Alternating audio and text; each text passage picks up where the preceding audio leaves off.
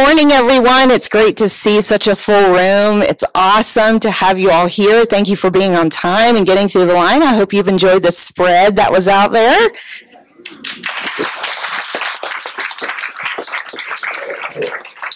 I want to give a special shout out to Beth Wood here, who handmade the scones.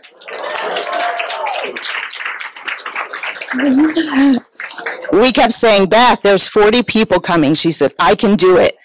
Then we said, there's 65 people coming. She said, bring it on. And then we said, there's 100 people coming. And she still did it. Thank you, Beth, so much. Thank you. Truly a gift. It's amazing to see all of you. And I just thought I'd say a few words before Jeff begins to speak about how the rest of the morning is going to unfold. So he is going to speak to us, and then we'll have a short break, maybe 5 or 10 minutes long, to give you a chance to stretch, get up, take a break, get a drink, whatever you need. And then we're both going to come back to do some of the questions that you guys submitted with your RSVPs. So thank you for doing that. Thanks to those of you who let us know you were coming. I saw the table looks pretty picked clean out there, so it was good to know that so many of you were coming. And again, it's great to have you here and have such a full room. So before he starts, I just wanted to say a word about why he's here today. You may think that it's because of his role here or because of his many years of study, his many years of pastoring, the many initials after his name, his many degrees. But it's really his love for the Word of God and his passion for explaining God's Word to his people that prompted me to ask him to be here today and to speak to us about the role of women in God's church. So please show him some appreciation. Our pastor, Jeff Kennedy.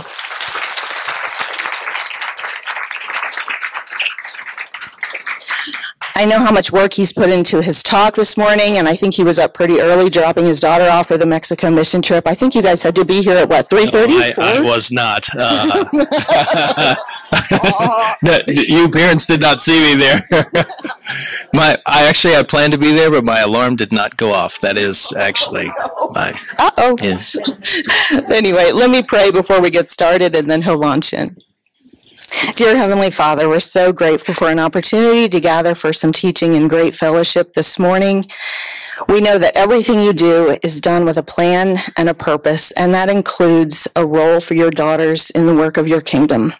Father, we invite your Spirit to be among us this morning, to encourage us where we need to be encouraged, to convict us where we need to be convicted, and to remind us that it's only by living in alignment with your word that we are safe, secure, and satisfied. We're so grateful for our leadership at this church. Just be with Pastor Jeff now as he explains these important passages and principles to us.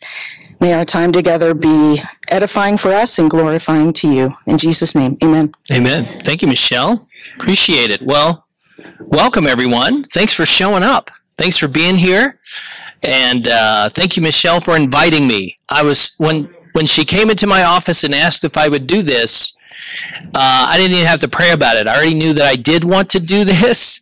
But if I could ask somebody, Michelle, can I get like a box of tissues? Not that there is going to be a lot of crying in here. It's just my nose is a little runny and I forgot to get tissues. So thank you. I appreciate that.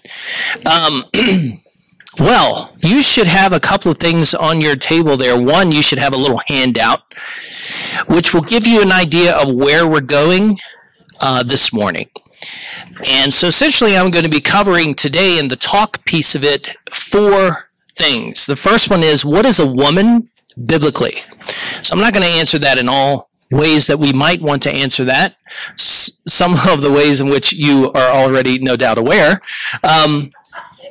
But I want to answer that question biblically. I want to go back to Genesis 1 and 2 and 3, because those passages, as we push forward to the New Testament, are going to be so critical, especially to Jesus and Paul's thinking. Right? So we're going to look at that. We're also going to ask the question, what is a man biblically? Like, how is a man distinct from a woman? What does it mean? What does maleness and femaleness mean in the text? And then the third thing that we're going to cover there is we're going to look at women's roles in ministry in the Old Testament and the New Testament. So I'm going to give you a brief flyover. Some of the things that I'm going to tell you there, particularly with regards to the New Testament, thank you very much, will no doubt blow your mind. They will blow your mind. Things that I'm sure some of you have never thought about with regards to women being in ministry in the local church. And then lastly, we're going to look at, I'm going to give you a biblical case for maleness or male leadership in the local church. And then what Paul has to say about that. And we're going to look at some of the sticky wicket passages, the tough passages. I already got some. Thank you. But if anyone else needs tissues, I have plenty. So we're going to look at that, and I'm going to give you a case for what I think, after we cover Genesis and after we look at a general picture of women in ministry, we're going to look at what the Bible has to say about the role of the male in the leadership of the local assembly or the local church, right? So just to begin here, I thought when I began pastoring 30-something years ago, wow, that the main problem that I would face when I came into ministry would be men's and women's relationships, that they would be relative to the domineering, tyrannical, abusive nature of male leadership. And the reason I thought that is because that is really the environment that I grew up in. That was my own personal experience growing up. That was my father, right? He was the king of that castle, and his word was absolute Torah law. And transgression of his word brought swift penalties and retribution, usually in the form of beatings. So I was surprised to discover when I got into ministry as a pastor that was in fact not my experience. The vast majority of women that came into my office to ask me for help with their husbands was quite the opposite. How do I get this man who has checked out, who is lost in drink or his video games or lost in his hobbies? How do I get that man to take a leadership role in my home? How do I get that man to take a leadership role in the church, to show up for Bible studies? And so it just kind of blew my paradigm that really the problem in the church is not female leadership. That's not a problem. Females typically do lead most of the Sunday school programs, most of the discipleship programs in local churches, and they typically do lead most of the small group ministries in just about every church. So that just is a fact. So the question is, how do we get men now to engage? So one of my goals here is not to just speak to you as women and your role biblically in ministry, but also to challenge the men who will be watching this, no doubt, as you forward the length of the video to your husbands and to other men that need this talk as well. So while I want to focus on the topic of women in the life of the church, really a theology of women in ministry today, I'm painfully aware that there are women here, maybe even some women, sitting right here, who have no problem with male headship or leadership. You really don't. In fact, I think probably most of you, because you attend this church, probably feel that way. But you would frankly like to see men more engaged in the life of the family or actively engaged. Historically, the church has divided over the issue of male and female roles along two interpretations. So the first one, generally speaking, is referred to as traditionalism, right?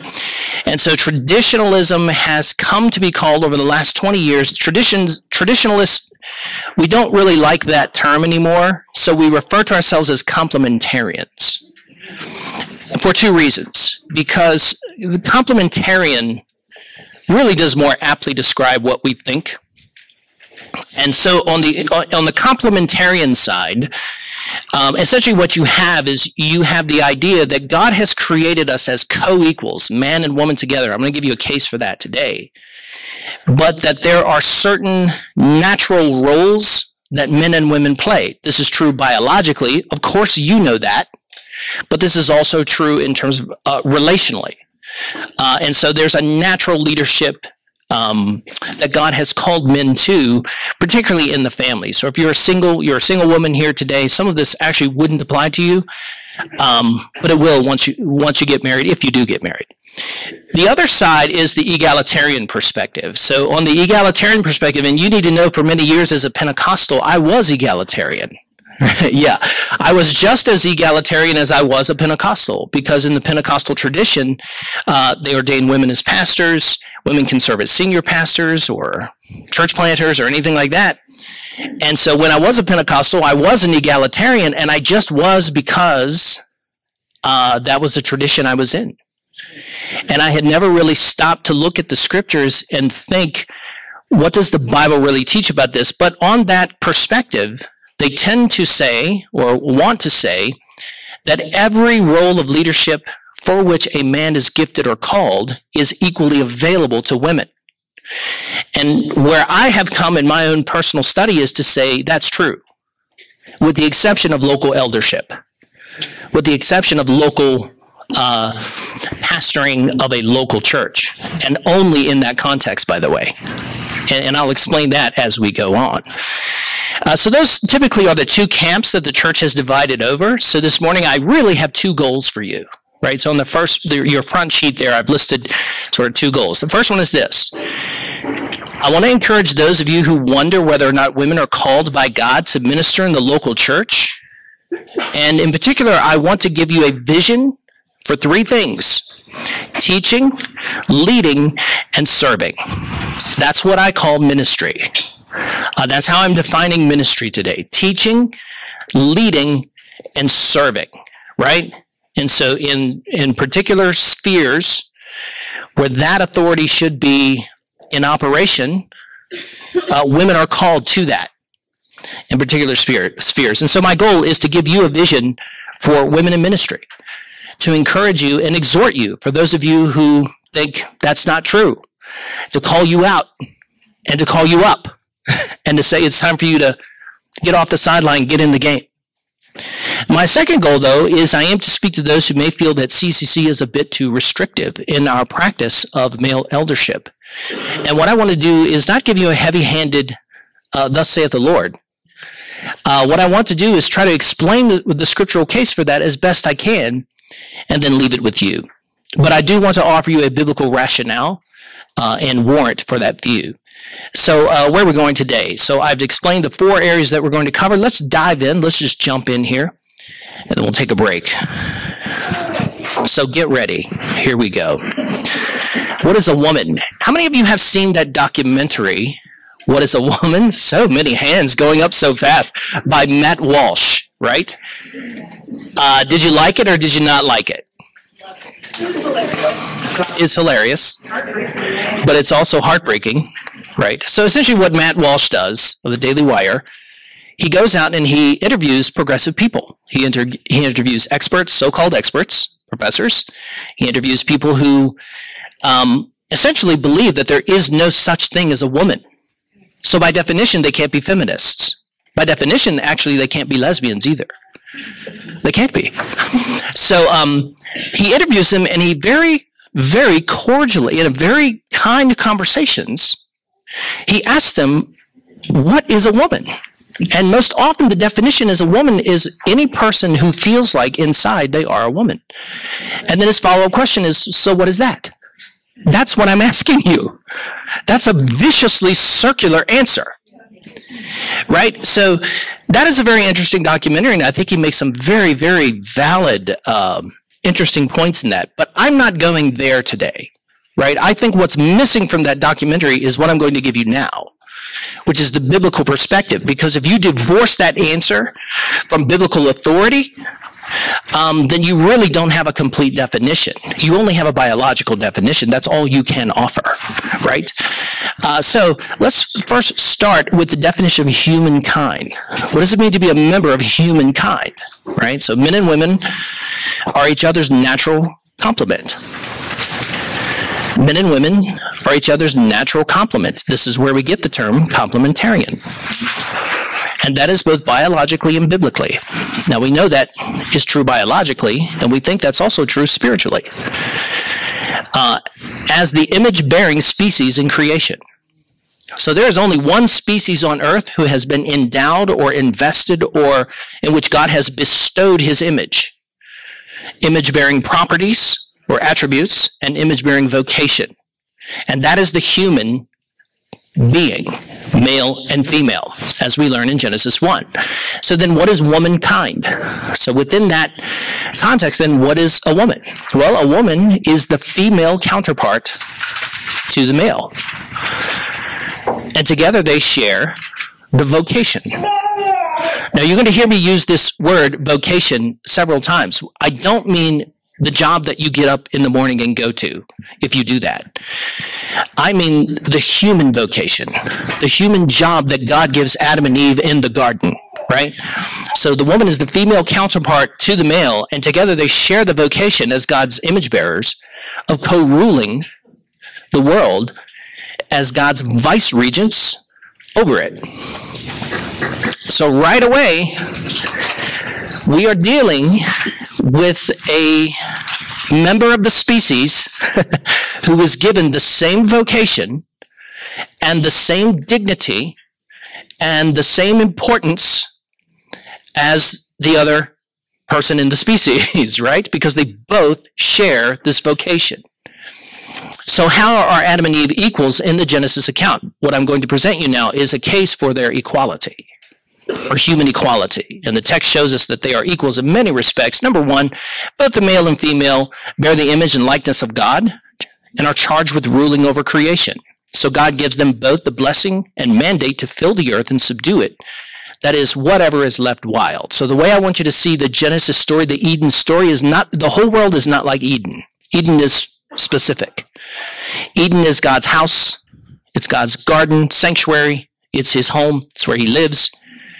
And he has two image bearers, and in the text they're intended to be understood as two co-priests and two co-rulers. And they're given the job description. Essentially, if you read that account very carefully, especially from the context of an ancient Mesopotamian interpreter or an ancient Near Eastern person, you'll see that the project is to extend the project of Eden into the rest of the arid, barren, untamed, wild, undomesticated world. There's simply no reason for God to say, go out there and subdue the world if the world is already subdued. That doesn't make any sense. And when you get to Genesis 2, what you find is that even the garden itself has not even grown. There are no seed.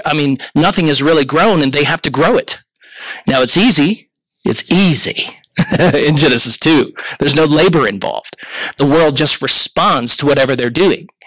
But they have to grow the garden, and they have to extend that garden into the rest of the world. And God has already pronounced the world good, even though it's not domesticated and it's not developed. Now, their job description is to reproduce. Be fruitful and multiply. That's what that means. Reproduce. Go out there. Fill up the world with our kind. The God kind. Don't read into that. That just means the people who are imaging, reflecting the image of God into the world, right? So they are both given this mandate. In Genesis 1, it's given to both of them. Number 2, God gives male and female together all the plants for food, meaning that they are equally resourced. Notice that God does not say, I'm giving this to the man. Now, man, I want you to share this with your wife. Nope, he gives it to both of them. Male and female, they're created in his image, and the very next line is, I'm giving you everything for your good. So I'm resourcing you in the world with the resources of the world. Whatever you need is at your disposal. And I actually some just read vegetarianism there. I don't. I think when God says I'm giving you the animals and the plants, he means for food. And that was their original intention. Number 3, God gives the woman as a help. As a help. The Hebrew word here is the word atzar. Atzar. What does that word mean? Well, it's the same word that's used in the Old Testament to describe God's help to Israel. It means to assist or to add strength. So some people want to go to this text and say, well, look, right there, it says that Eve was given to serve the man as his helper. Nope. That word appears in context. Now, I'll give you just a few of these. 1 Kings 6, 8, 15 through 16, Job 18. I'm sorry, I'm reading the wrong line there. Genesis 2, Psalm 146 says, blessed is the one whose help is the God of Jacob. Is God subordinate to us? No. This just means to add strength to a person's strength. That's what it means. So it's not a subservient term. So the woman was created to help the man in the job that God gave man to do. Number 4, the woman is taken from the side. Now this Hebrew word is the word selah, or salah, which appears 40 times in the Old Testament. It appears as an architectural term, not an anatomical term. So if you are reading a version that translates this word as rib, you are reading a mistranslation. This word never appears in the Old Testament to mean rib as taken from a rib cage. It always appears in contexts that are architectural, referring to one half of a building. And so the idea here, the picture that you need to get in your mind when it comes to the idea of the side, this word means side, not rib, is that God is splitting the man in two right down the middle. And he's pulling him apart, creating the woman out of one side of him, and then what is the very next thing that happens? The two are joined together as one flesh. And so it's two halves of one whole. So this is a very powerful, strong picture in the Old Testament and in the ancient world of two halves of one whole, of wholeness, of oneness. And that stresses the equality of man and woman, no question. Right? So it does not mean rib.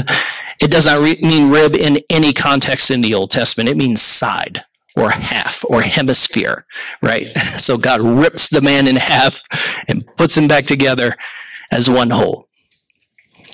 Next, the man and the woman are united as one flesh, implying their marital and occupational unity as imagers. So they're united as one flesh. That means one life. One life in glory to God, lived in the glory of God, right? For the glory of God. And this implies their marital and occupational unity. Again, not their individual occupations. Those may different. But I'm saying the occupation, the vocation of humanness, which is to fill up the world, fill it with holy, pure, godly, God-worshiping, God-glorifying imagers. Right? That's what it means. Number 6, both man and woman eat the forbidden fruit. Well, they both do. Right? Eve's choice is due to deception. And the man's choice was due to willing defiance. How do we know this? How do we know this? Because in 1 Timothy 2:14, he says Adam was not deceived. What's worse than committing an act of wrongdoing? What's worse than being deceived? Doing it with your eyes wide open. Now later, this is going to become very important. You're going to see in the very next section how bad things get for Adam. And in the New Testament, Paul's view of Adam is much worse than his view of Eve. I'm going to show you that. So they are equally culpable for their own sin. God holds both man and woman directly responsible for their sin. In Genesis 3:16 through 19, they are both equally cursed with labor. They're both equally cursed with labor, right? Different kinds of labor, but no doubt. And then you have number 7, both the man and the woman experience the shame for their sin and both hide from God. So they both experience equal shame for sin, and they both hide from the presence of God, the manifest presence of God. Now, you and I know, as good Christian theologian, God is already there. He saw the whole thing go down. But we're talking about the manifest presence of God. This is the glory cloud. This is God showing up and manifesting his presence in his temple, and he wants to know why his priests are nowhere to be found in his temple. That's what he wants to know. And they're both equally culpable, equally shamed. Number 8, God addresses both man and woman directly. This is a big one here. Don't miss this, please. And this shows that both have direct access to God. Why is this important? They are two halves of one whole priesthood, one whole ruling family. They reflect the majesty and glory of God and ruling care to creation as they reflect the glory and praises of God back to God of creation, right? So they're the priests, meaning the role of the priest is mediation. They're supposed to reflect God's ruling glory to the world wherever they go, and they're supposed to reflect the world's praise back to God, according to Psalm 119, right? The heavens declare the glory of God. That's what they're supposed to do. But notice that God does not come and say to Adam, Adam, I want you to tell your wife this. He doesn't do that.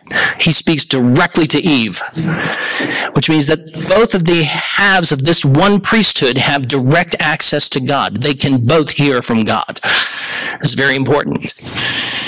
And so what we're seeing here is that the creation story gives us a powerful picture of their oneness, their equality.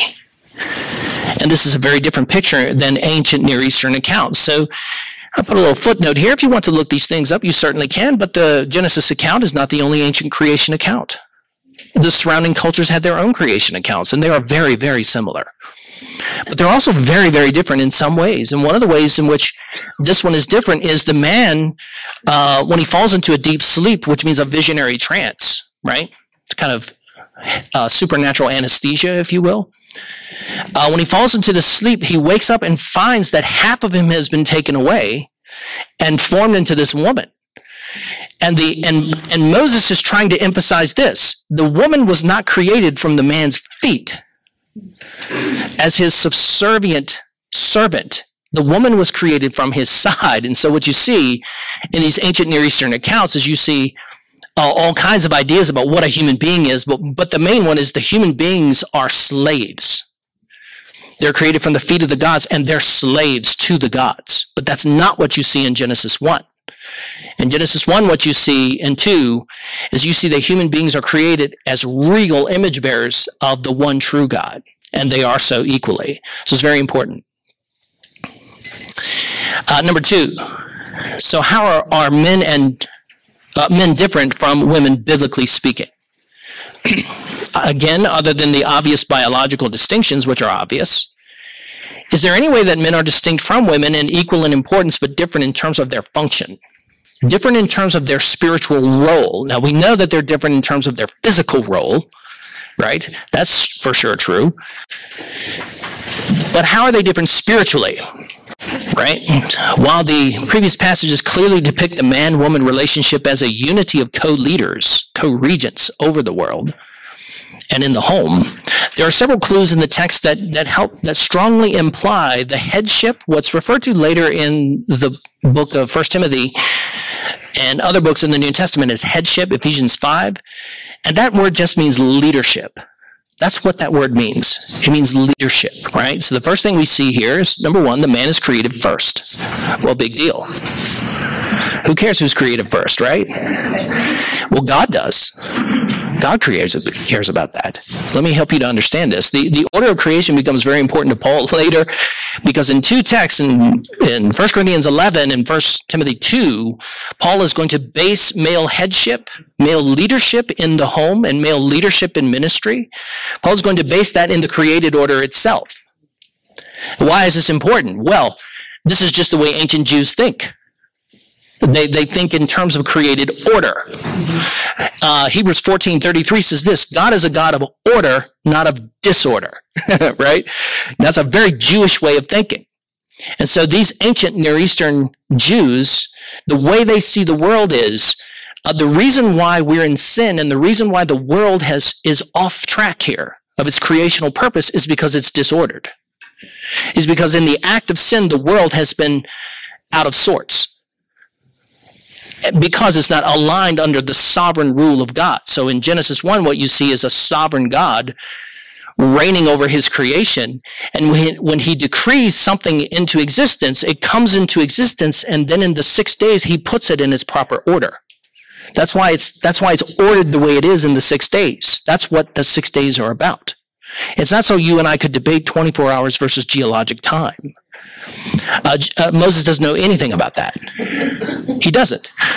He is a Mesopotamian believer in Yahweh, the one true God, and in his worldview, what you're seeing there is you're seeing a hierarchical order to creation. And sin is when you take anything and you get it out of order. That's what sin is. Sin is anything that has gone out of whack.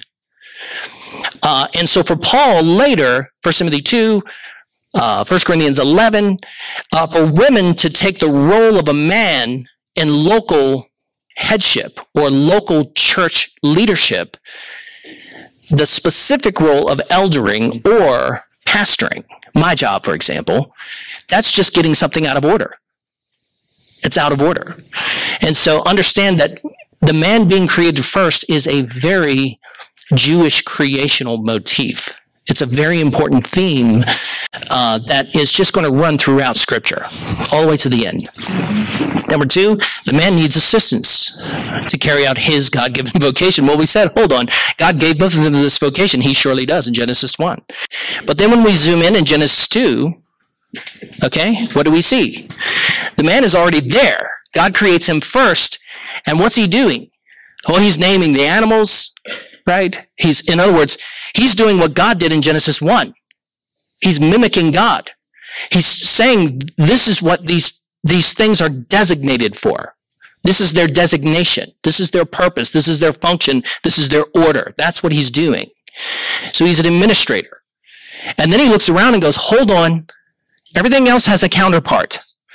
And I don't have one. So how does he discover his need for Eve? In his loneliness. In the fact that something is missing from his life. And so he has already been given this vocation, and God gives it first to him. And she has been given to him as an added strength to that vocation. Now, she shares it, but it's given to him first. So Adam is allowed to experience the longing for partnership through loneliness. And later, the Old Testament, this is why the Old Testament and the New Testament, by the way, with no compunction and no apology, will refer to humankind as mankind or man with those terms. So understand that when you see those passages, that's not ancient misogyny. That's not ancient chauvinism. That's a biblical creational perspective that the man was made first and Eve was given to add strength to the man and his job description that God already gave him. He already has it in Genesis 2 by the time we encounter him in Genesis 2. Number 3, in addition to naming the animals and rejoicing over the gift of the woman, right? You know why he named her that, right? He's like, whoa, man. When he saw her, he was like, all right, now we're talking. Well, he also exercises his responsibility to name the woman. She's named that because he names her that. It is God has given him the right to designate what she is, her purpose in the social order. She is named woman by Adam. And it looks like in the text, I don't want to make too much of this, but it looks like in the text, he also initiates leaving the home to cling to his wife. So it's the man who leaves, it's Adam who leaves his home to find a woman, right? Remember Cain, when they're exiled from the garden? What's his first instinct? Well, he goes to the land of Nod, east of Eden, and he finds a woman. Like, that's his very first instinct. So this is a perfectly natural order. Number 4, after the fall, Adam's natural leadership is corrupted into domineering rule. So leadership, this is a big one, don't miss this. Leadership is not equivalent to domination or domineering rule. It's not. You have to pull those two ideas apart. I'm going to say it again. Leadership is not equivalent to domineering rule. How do we know this? Well, because of this Hebrew word, mishal, or misal. This word means to make a derisive word or pejorative. This word means to exercise domineering rule. Let me just give you a few definitions of this word. This is the curse. They've sinned, and God comes, and now God is dishing out retributive justice as a judge. And he's saying to the woman, to the man, to the serpent, to the ground, right? All 4 of those things are judged. And in his judgment to the woman, this is what he says. The man is going to rule over you. Meaning, up until this point, that has not been the man's role. And the kind of ruling over you that he's talking about here this is the fall now. This is a curse. This is leadership gone wrong, gone bad. but it's part of the curse. And so you find in Joel 2:17, for example, it says, do not, this is such a weird word. Can I tell you, this word is really weird.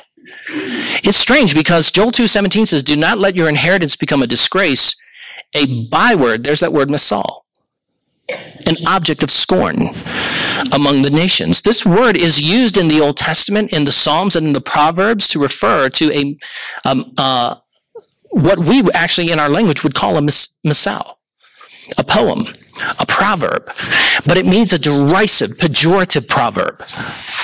If you've ever heard a man say, oh, that woman, and let me tell you, as a man, I'm sure that you have not heard as many jokes, women jokes, as I have. And I've heard a lot of them. Or you see men posting memes about dumb blondes or something like that, on their Facebook. Whenever you see that this is what you're seeing right here. You're seeing the word woman, which is regal and dignified and an image and reflective of the image of God, being debased and made something that was never supposed to be, a byword, a pejorative term. But this is just what in the fall is going to happen. The second meaning is to rule with supremacy, to rule supremely over. It's never what men were intended to do, but this is what's going to happen. And as history plays out, we see this is exactly what happens, isn't it? Some of the passages in the Old Testament that you ask me about are exactly reflective of this. They're not reflective of creation, they're reflective of the fall. Right? Like Judah and Tamar. I'll mention that in a minute. You read that story in Genesis 38 and you go, clearly that's not Genesis 1 or 2. That's Genesis 3. It can also mean to take control. Now, this is very interesting because in Genesis chapter 4, verse 7, this is the only other place you see the two words desire and control. Now, notice what God says to the woman in Genesis 3. He says, your desire is going to be for your husband. Now, he's not just talking about sexual desire. He's not just talking about like, you're going to look at him and say, hey, he's super hot. That's not really what that word means. That word means to desire something illicitly. That's what it means. It means to desire something in an inappropriate manner. And it can take on a sexual form, but it can also take on lots of other applications, right? And the word control or rule. Now, in Genesis 4, we see Cain. What does God tell Cain? He says, he comes to him and he warns him. He says, watch it, because sin is crouching at your door, and it desires to have you, to take you. And secondly, you must control it. You must take control over it. So here we clearly see these two words being used in the curse in Genesis 3 when it comes to woman, right? Okay, so when you see acts of chauvinism or misogyny, either in culture or sometimes reflected in the Bible, and I'll explain some of that in a minute and why it's there, but when you see that, you're seeing something that is a result of the fall, result of the curse, not according to God's original creational design. It can also mean power over, or to rule with the iron fist or tyranny, or a reference to human rulers who oppose God as king. So the wicked human rulers of the ancient Near East, like Assyria and Babylonia and all these surrounding countries who resist Yahweh's rule, this is a word that describes them. Tyrannical rule, right? Now, how do we know you can pull these two things apart? Well, because Jesus does this exactly. Matthew 20, 24 through 26. Jesus here is breaking up an argument in context. Now, let's interpret this in context. Jesus is breaking up an argument amidst the disciples. And what are they doing? They are arguing who gets to sit at Jesus' right or left, which are positions of supremacy and authority, co-regency. And the other 12 get word of this, and they start hollering at him, right? Jesus has to break up this fight. Now, are the 12 leaders? Yes. Are there leaders within the leaders? Yes, there's the three, James, John, and Peter. Is there a chief spokesman or leader within the three? Yes, Peter is clearly a chief spokesman in the New Testament. No question about it. He's a leader among leaders. And notice this. He says, when the 10 disciples heard this, they become indignant with the two brothers. Jesus called them over and said, you know that the rulers of the Gentiles lord it over them. There it is. That is the domineering rule that Genesis 3:16 is talking about. He's saying that the Gentiles lord it over their subjects. But it's not supposed to be like that among you. On the contrary, however, whoever wants to become great among you must be your servant. So there is the idea. Jesus introduces this idea of servant leadership is creational, while domineering, overbearing leadership is born of the fall. So there is leadership pulled apart from this idea of domineering, tyrannical leadership. That is not how we define the Christian faith, or according to Genesis 1 and 2, that's not how we define leadership. And Jesus pulls those two things apart. Number 5, let's move along. In abdicating his leadership role, Adam becomes culpable for sin entering the entire human race. So it appears that man is ultimately responsible even for Eve's sin. What do you mean? Hold on. Well, after sinning and hiding from God's manifest presence, God begins his cross-examination by first addressing the man. So when he does come back, even though they both hear from him equally, he addresses the man first. Notice he says, Adam, where are you? In other words, what we're seeing here is we're seeing Adam's responsibility now as a leader over the home. And so the first person God wants to hear from is Adam. And he wants to know what transacted, what went down in the home. You're responsible here for your wife. Now, both of you are going to be responsible for your individual sins. And both of you are responsible for, passing this on now to humanity. But Adam, this is on you in a kind of particular way. How do we know this? Romans 5. Look at Romans 5:12. Paul says, therefore, just as sin entered the world through one man and death through sin, this way, spread to all people because all sinned. Verse 14, death reigned from Adam to Moses, even over those who did not sin in the same way that Adam sinned, or in the likeness of Adam. In other words, they didn't commit Adam's sin, but they still sinned. And whose fault does Paul lay it at the feet of? The entire sin of humanity, Adam. He doesn't breathe a word about Eve in Romans 5. He didn't say anything. You think you got it bad in 1 Timothy 2? We got it worse. You may have been deceived, but Adam sinned with his eyes wide open, and so God lays the whole thing as the leader of the home at his feet in Romans 5. He does the same thing in 1 Corinthians 15. It says, for since death came through a man, the resurrection of the dead also comes through a man.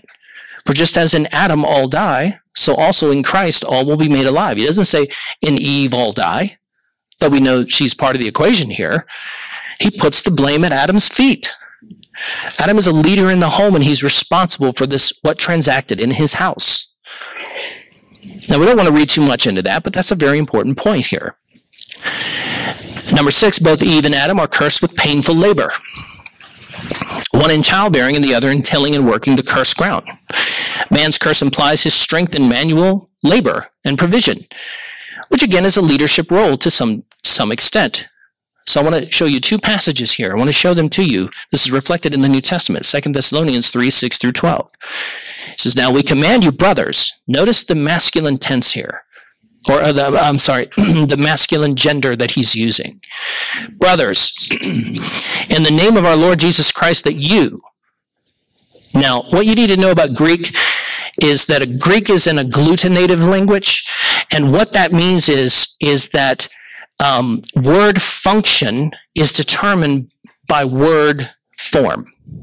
Now, in English, we're analytical, meaning word function is determined by placing in the sentence subject, verb, object. But in Greek, it's not like that. In Greek, it's agglutinative. So one of the things you'll see is that the form of the word can have a masculine form. And all of the yous here, and the someones, and the people are masculine. Okay?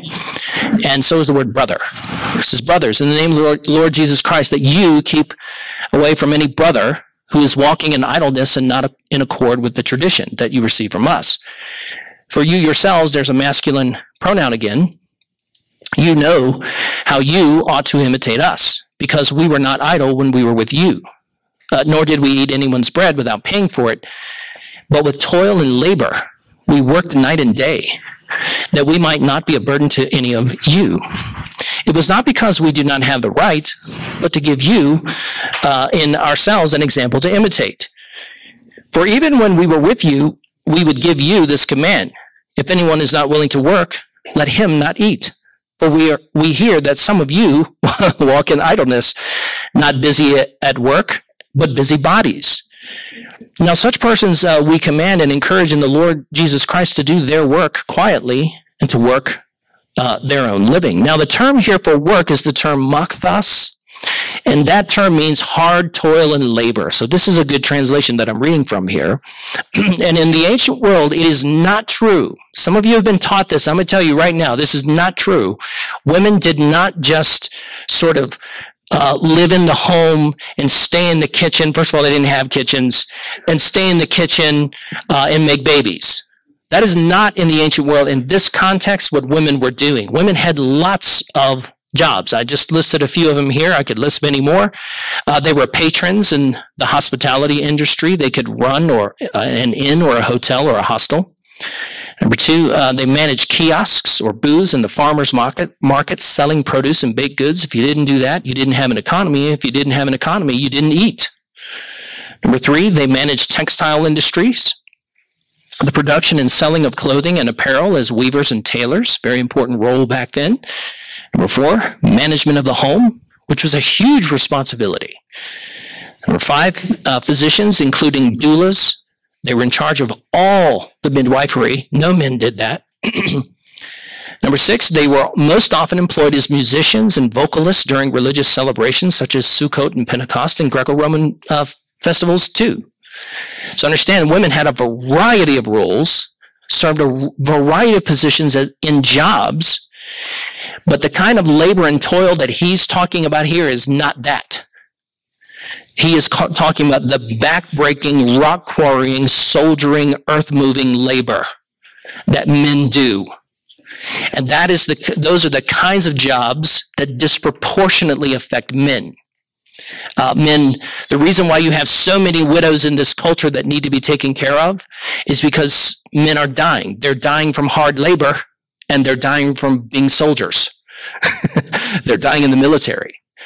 And so this is the kind of work that Paul here is talking about. And Paul seems to think in 2 Thessalonians 3 that the men have a responsibility to provide for the home. In Paul's mind, for a man not to work and provide for his home is denying the faith. It's just denying the faith. So Paul seems to think that this is tied now to maleness and femaleness, is this responsibility to take the lead and provide for the home. 1 Timothy 5, 3 through 8. Now, Paul is giving instructions for widows, and the care of widows. Okay, he says, she who is truly a widow, verifiable, left all alone. Well, there's one criteria. She just doesn't have anyone in her family to take care of her. She has set her hope on God and continues in supplications and prayers night and day, but she who is self-indulgent is dead even while she lives. She's chosen a lifestyle of death. He says, command these things as well, so that they may be without reproach. But if anyone does not provide for his relatives, and especially for members of his household, he has denied the faith and worse off than an unbeliever. So here we're talking about women who are of a certain age who literally cannot work in the fields. They literally cannot do what they used to do anymore. They are retiring age. They are without their husbands because of the mortality rate among men in the ancient world. Again, those jobs that disproportionately affect male mortality. And the older men and the younger men are commanded here to take care of the widows, to take the responsibility and the leadership role of providing for women. So now this isn't chauvinism. This is just part of the male-female complementarity that we see in the Bible. So what is our conclusion here? Well, there's a natural complementarity built into maleness and femaleness. The biological genders are two halves of one whole, completing and complementing each other, and also distinct from each other. Gender is not fluid. The genders are not interchangeable or swappable. The woman was created to add her strength to the man's role, as a responsible leader in the home, and they both equally have the vocation or the job description of being God's vice regents, his co-heirs. Now, if you read the book of Ephesians, God has restored that to both men and women. We are both together as the children of God, the co-heirs of Christ, right? Okay, I've been talking about 40 minutes. Do you guys need to take a break, or can we hit this? Okay, well, Roman numeral 3 here. Let's talk about women's roles in the community of faith and leadership. Okay? Well, you all know the Old Testament case for this, right? So I don't even need to cover these passages, I'm sure. Now, it is true that we see, for the most part, in the Old Testament, and I would say in the New Testament, it just is to be expected that we do see the majority of prophets and priests and kings as male, right? We do see that in the Old Testament, and we also see that in the New Testament. So the case that I'm going to give you today for women in ministry is not a case for women taking the place of men in this respect. I'm giving you this case to show you that the exceptions are pretty overwhelming. I mean, there's enough of the exceptions that, you know, you could do an entire series on women in the Old Testament and the New Testament. We do have a series like that, though. If you haven't watched it or listened to it, it's the series Nameless. A couple years ago, I did this series called Nameless, in which I looked at some of the women. I specifically looked at the women who were nameless in the Old Testament and New Testament, and how they were treated. And so go back and watch that series. That's really fun. But we're going to talk about the ones who are named, right?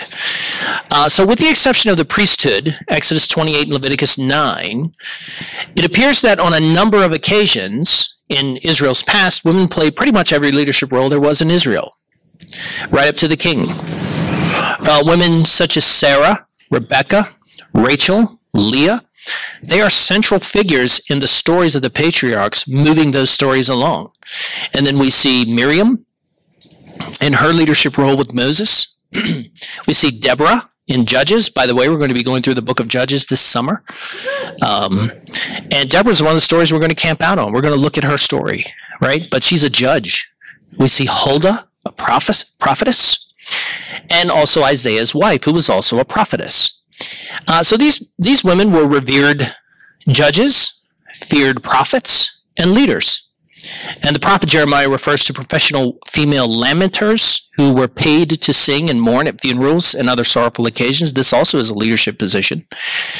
And when Luke introduces us to Anna in the New Testament, she seems to be functioning like a prophet. In fact, it's so natural to think of her as a prophetess that Luke doesn't even qualify it. Like, Luke doesn't even spend any real estate in the book at all, any space in the book to try to sort of qualify her as a leader or as a pious person. She just appears to be functioning, at least in the function of a prophetess.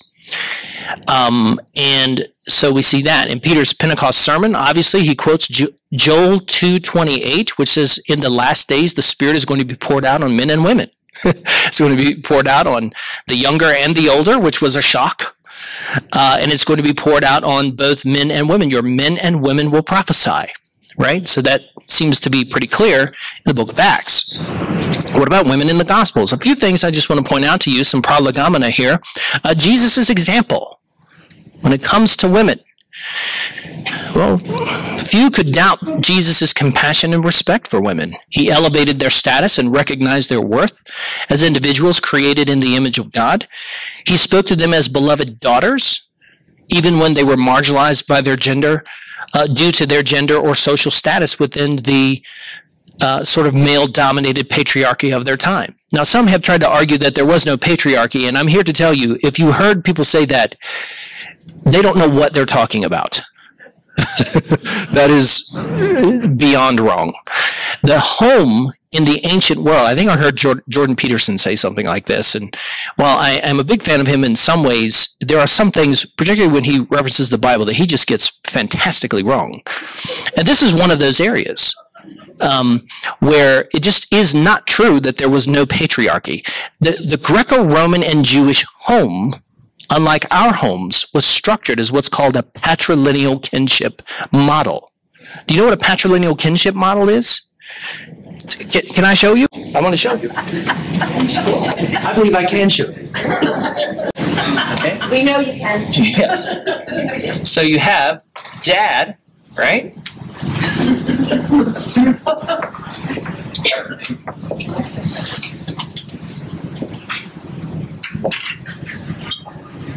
And then the mom,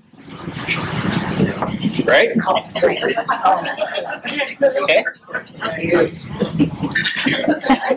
Yeah. And then the sons and the daughters.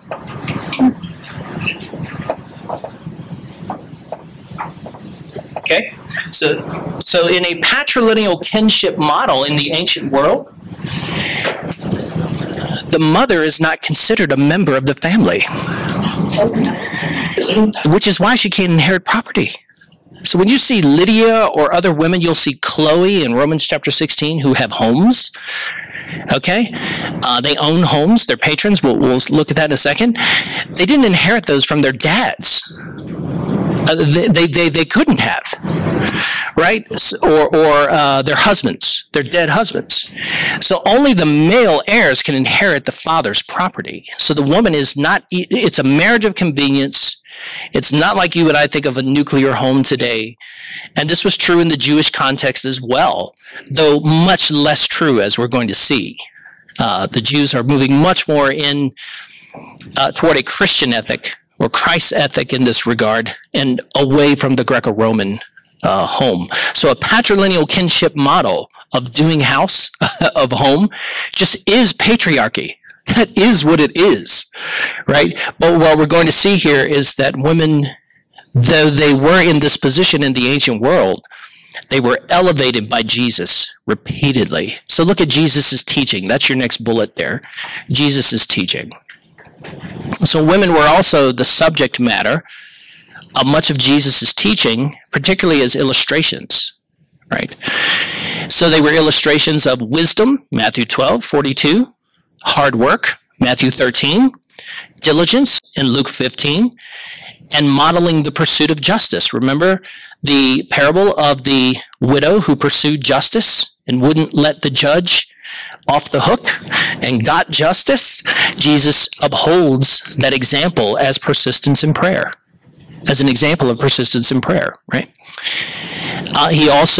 Jesus upheld the dignity of women by challenging his culture's norms on divorce, which for sure disproportionately impacted women in the ancient world in Mark chapter 10. So there's this idea where the Pharisees come to Jesus and they want to ask him, who does he side with when it comes to Deuteronomy 24 and the divorce laws? And Jesus says the only reason Moses gave you those laws is because you're evil.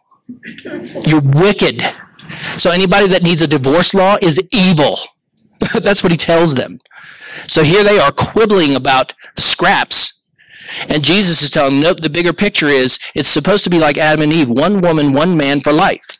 That's what it's supposed to be like. So Jesus challenges their divorce culture, their rampant divorce culture, which disproportionately, again, impacted women. Jesus condemned men's lust after women. Matthew 5, he says, if you look on a woman lustfully, now he doesn't address women there. It's true for women too, but he addresses the man. He says, if you look at a woman lustfully, you're already guilty of the sin of adultery. And then he commended a poor widow for giving the widow's mite as the very epitome of generosity and selflessness. So women are elevated in the teachings of Jesus repeatedly. What about Jesus' attitude, though? Well, women featured prominently, third bullet point there, Jesus' attitude. Women featured prominently in his ministry. Luke chapter 8 tells us about Joanna and Susanna. They were wealthy patrons who financed Jesus' ministry. And they are lauded for doing that in Luke chapter 8.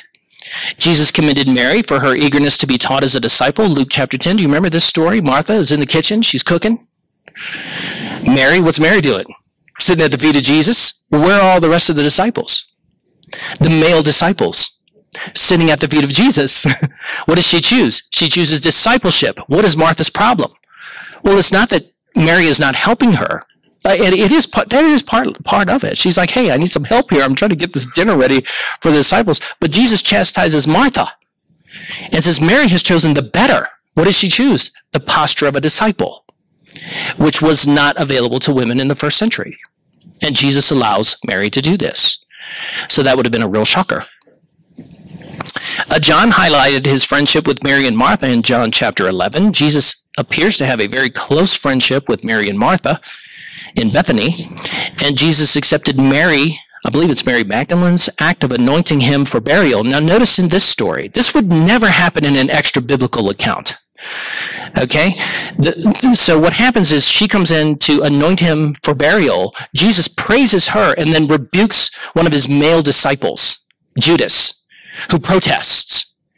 And what Jesus has to tell him is, you're in the wrong. She's in the right. Now, in the Greco-Roman world, that would never happen. You would never elevate a man at the expense of a woman, right? But Jesus does do that. Jesus does the opposite of that. And lastly, Jesus first appeared to women at his resurrection. So, women, when all the disciples ran away, first of all, women stayed. And they are the ones that watched the horror of Jesus' crucifixion go down while the disciples had ran. And then they are the first ones that Jesus appears to. Jesus appears to women first, and he entrusts the message of the resurrection to a woman first. Now, why was this a shocker? Well, because according to Jewish law, their testimony is not accepted in court. So when you have the Jewish Bema court and you have witnesses, notice at Jesus' trial, they never call women. They don't call any women. And because in their law system, a woman's testimony, with the exception of her divorce case, is considered unacceptable or unreliable because she's a woman. That is chauvinism, right? And so Jesus, the Gospels push back on that to say, nope, her testimony is credible, and she's commanded, actually, go tell the brothers. Go tell the brothers what you've seen. So that's Jesus. Number 3, women in ministry in the churches. Let's look at this. Some of this might blow your hair back. So typically what people want to do is they want to sort of look at these passages, and I would say cherry pick passages, which appear to mirror the patrilineal structure of the ancient world, right? The patrilineal attitudes of the ancient world. Okay, what I would say is those are just cherry picking. The overall view of women in Scripture is very positive, and it's moving progressively toward elevating them, not putting them down. And we see this especially in the life of the early church, right? So for the first blank there for the bullet is patronage. This is not nothing. This is something. Patron was a well-to-do person. So you had these women who don't fall into this category. They are the exception in this world. Probably 10% of the women in the ancient world were in the category of a well-to-do benefactor, a patron. And so these were well-to-do people who were prominent in the community, and they had the resources to sponsor public works and projects. This is why you see women's names inscribed on ancient synagogues as the mother of the synagogue. And the reason you see that is because they had the wherewithal to build that thing or to fund the building of the synagogue. And so the Jewish church or the synagogue there put the woman's name as the matriarch of the synagogue. So that's, you literally see that sort of thing. So ancient inscriptions reveal that as high as 10% of these patrons were women. In the New Testament, we meet several of them. First of all, Phoebe, Romans 16. Verse 1, Phoebe is a benefactor. He literally refers to her as a patron, a benefactor, and it means honored patron. This title appeared even among royalty in Rome and Greece, right? Mary, the mother of John Mark, also appears to be a benefactor in Acts 12:12. We have Prisca, or her Latin name Priscilla, in chapter 16. Again, Romans 16, 14 through 15. We have Nympha, Colossians 4:15. So Roman laws governing patronage now were very specific, right? Roman cultural, social norms, social standards regarding the act of patronage were very specific. So they were considered the protectors or the sponsors and the benefactors of whatever clients they hosted in their homes. And so while this is not quite the role of local elder or overseer, it is, you can't extrapolate it to that. It is a position of leadership nonetheless.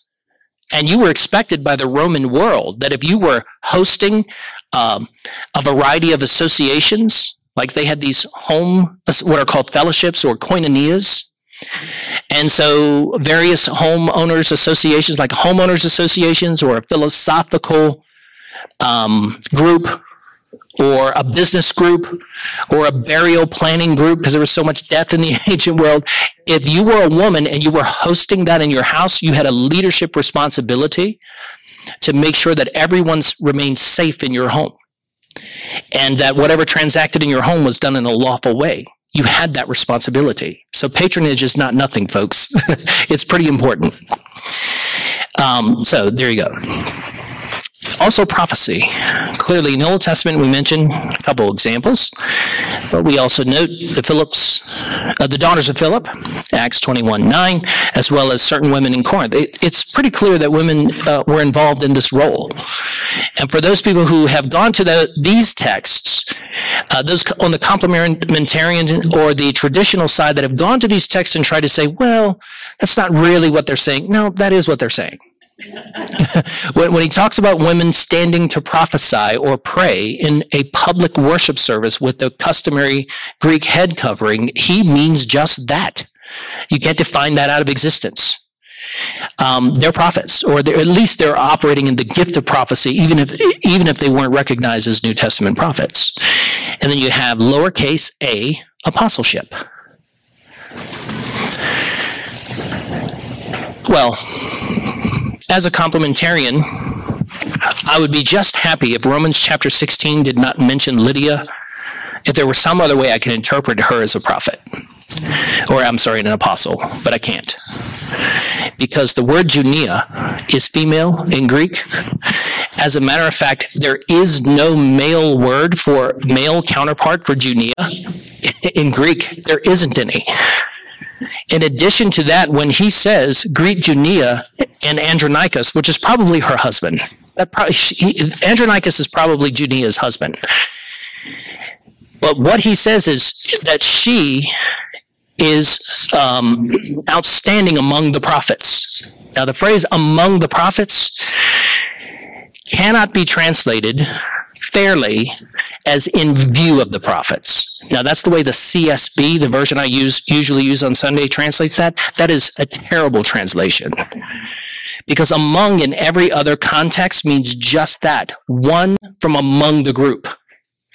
And there is no Greco-Roman, or there's no Greek passage that I could find outside of the Bible in any literature where the phrase among means in view of, or from the perspective of. It means one, an individual, among the many. So Junia is clearly called an apostle here. And we know that there are other lowercase apostles who do not belong in the group of the 12 or Paul. How do we know this? 1 Corinthians 15, 5 through 7. Jesus appeared first to Kepha, and then the 12. Then he appeared to James, then to all the apostles. Wait a second, he already mentioned the apostles, right? Didn't he already mention Peter and the 12? Then he mentions himself, but then he says the very last people that he appeared to was James and all the apostles. That means all the other apostles.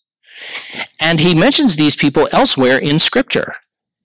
Barnabas is referred to as an apostle in Acts 14, 4 and 14. Titus is mentioned as an apostle in 2 Corinthians 8, 23. And Epaphroditus as an apostle sent from Philippi to minister to Paul's need in Philippians 2, 25. So there are these people who are not capital A apostles. They are lowercase a apostles. Now, what does the word apostle mean? Does anybody know what it means? It means a messenger. FedEx driver, right? UPS man. It means a person who is sent with a commission to deliver a message. That's what it means. So this is what an apostle is. And Junia, this female person in Romans 16, is among this group. Now, they had, if you were not a member of the 12, the way that apostleship functioned in the first century is as a missionary. So somebody asked the question, can a female operate as a missionary? Let's say she's on the mission field, her husband dies, and now she's just on the mission field. She could continue in that ministry, but she doesn't have a husband. And the answer is, what do you mean? Of course. Because we're not talking about a local church eldering, pastoring context here. We're talking about the function of an apostle, which is functionally a missionary. The New Testament doesn't have any other word for missionary. Have you ever thought about that? Where did we get that term from? Well, the New Testament doesn't use the word missionary. The New Testament uses the word apostle. That's what they did. That was one of their functions, especially with the group, the lowercase a group, right? Okay. Also, instructors. What about teachers? Can women, is it lawful or is it biblical for women like Jan or Tricia or some of you others or Michelle to be teachers in the local church? Of course it is. Look at the New Testament. Prisca or Priscilla served as one of the chief instructors of Apollos. Now, in 1 Corinthians chapter 3, it is quite clear, Paul makes it pretty clear, that Apollos, in terms of his popularity as an apostle, is at the same level as Paul and Peter. He mentions Paul, me, Peter, and Apollos. Some of you follow me, some of you say you follow Peter, some of you say you are followers of Apollos, right? And Priscilla was his instructor. Priscilla taught him, and so did her husband. But she is one of his teachers. We also see the older women in the church at Crete were expected to teach the younger women in Titus 2, 3 through 5. So this was an expectation that you'll teach the younger women. In a generic sense, all believers, or every believer, is expected to be able to instruct one another, according to Colossians 3:16 and Romans 15:14. And Romans 15, in the very context when he starts addressing these female deacons and apostles, in addition to the men, he says, I'm confident that you all are capable of instructing one another. You're capable of teaching each other. And he means everyone in the church, including women. All believers should progress to maturity in order to be teachers of the gospel, not really babes in the word. And according to Hebrews chapter 5, verse 12, he says that by this time you should all be instructors. You should all be teachers, not babies in the Lord. So this surely includes women. And those who prophesy in the church, as we mentioned before, were also teachers. It's very interesting that in 1 Corinthians 14:26 that he says one of the functions of prophecy is exhortation, encouraging, and instruction. So that was one of the functions of the female prophets there in Corinthians, or in the Corinthian church. What about deacons? Well, the word deacon in the New Testament just means minister or servant. And women served as deacons. We see in Romans 16:1, 1 Timothy 3:11. They led the church in public prayer, 1 Corinthians 11:5, as prayer warriors in 1 Timothy 5:5. And those who were known for their mercy and hospitality ministries in chapter 5, verse 10. The deaconess is specifically charged with teaching the younger, more spiritually immature women, as we mentioned in Titus 2. And we know that youths were regularly instructed by mothers and grandmothers. This looks for all the world like how Timothy, the young apostle and pastor, has gotten his instruction from Lois and Eunice. So he explicitly mentions Lois and Eunice in 1 Timothy chapter 1 as him being reared under Lois and Eunice. And then in 2 Timothy chapter 3, he says, remember how you were instructed and remember those people who instructed you. They're the ones that taught you the word. They're the ones that gave you your education in the Bible, right? And then we have co-workers, right? Co-workers. This is a big one. Often gets missed. 1 Thessalonians 5:12, Paul states, now we ask you, brothers and sisters, to respect those who labor among you and lead you in the Lord and admonish you, and to esteem them beyond measure because of their work. Paul also singles out several females as co-laborers in the gospel, Tryphena, Tryphosa, and Persis, not names you'll hear today in the church. Anybody want to name your daughters that, you're fine to do that. But Tryphena, Tryphosa, and Persis, these are women. And they are those who work hard in the Lord. They're hard workers for Jesus in the church. This language is applied to male ministers of the gospel. Now, I want to show you this. This is very interesting. Okay?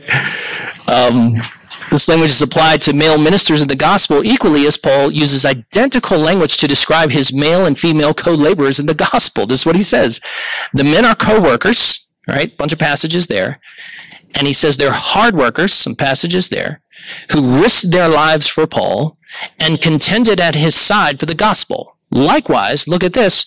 Women are co-workers, hard workers, who risked their lives for the gospel and for Paul and contended at his side for the faith. So understand that women are described in the same way in terms of co-laborers for the gospel as men are. And this was just atmospheric. This was just expected in the New Testament church, that they would be co-laborers for the gospel. So any questions about section 3? Anybody miss a blank that we need to fill in? Right on. Let's move along. So now, number 4, let me give you the biblical basis for male oversight of the local church. I have, in a sense, already given it to you in Genesis 1 through 3. But let me touch on some New Testament passages here that become very important. So here, what I mean by leadership is we mean something like leading authority. And we mean something like the teaching authority that Paul mentions in 1 Timothy 2. So what is the role of male headship or male leadership in this respect? Well, number 1, men were charged with discipling and educating women at home. Well, doesn't that sound so chauvinistic? Watch this passage. Watch how misogynistic this passage sounds to you or to me as a 21st century person in America. Watch this, and then I'll flip it on its head for you. He says, since God is not a God of disorder, but of peace, right? Or order. Now, this is very important to his Jewish theology. Order in the church, as in all the churches of the saints. The women should be silent in the churches. They are not permitted to speak. What? But are to submit themselves, as the law also says. If they want to learn something, then let them ask their own husbands at home, since it is disgraceful for a woman to speak in the church. Wow. Wow. Or did the word of God originate from you, or did it come to you only? If anyone thinks he is a prophet or spiritual, he should recognize that what I write to you is the Lord's command. If anyone ignores this, he will be ignored. Okay, big idea here. So the context is key. Let me give it to you. First of all, notice that Paul is here dealing with an already noisy, disorderly environment. So if you read this context, it is pretty clear from verses 28 and 30 that Paul has already prescribed silence for everyone, male and female, with respect to the orderly operation of ministry in the church. So Paul has already said, if you're speaking out of turn, shut up. It doesn't matter whether you're a man or a woman. So he has already prescribed silence for everyone in this context relative to people speaking out of turn. Also, Paul's command that women remain silent cannot refer to roles of public prayer and prophecy. It can't. Because if you turn over to 1 Corinthians 11, turn over to that passage if you have your Bible really quickly.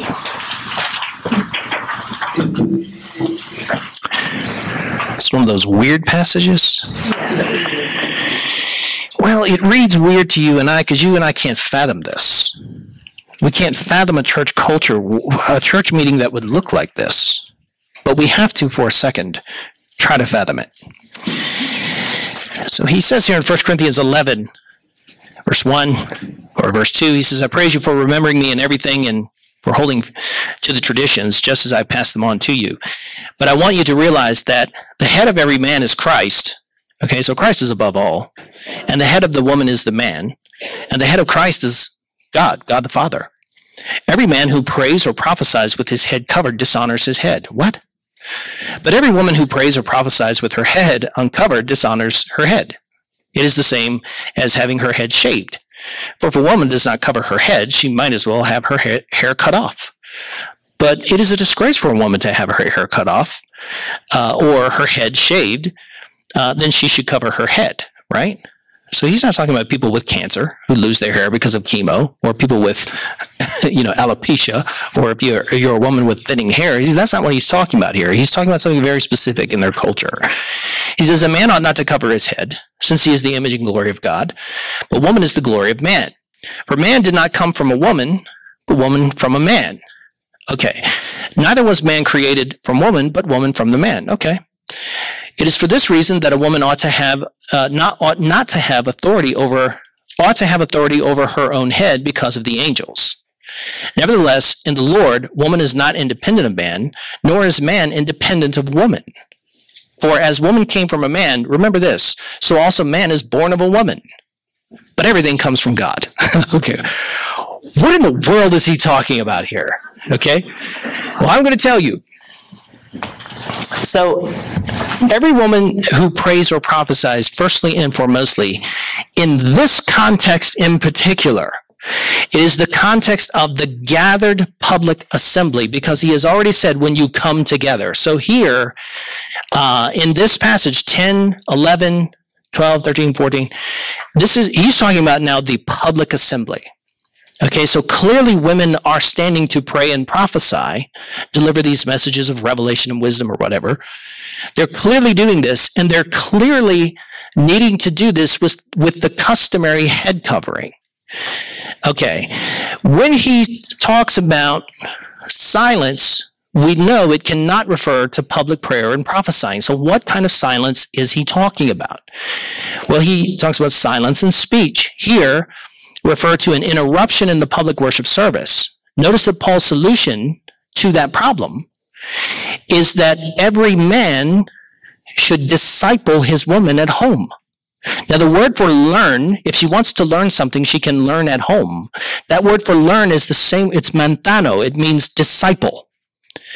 Now, remember, in the ancient world, women were forbidden to be disciples of recognized master teachers. They were forbidden.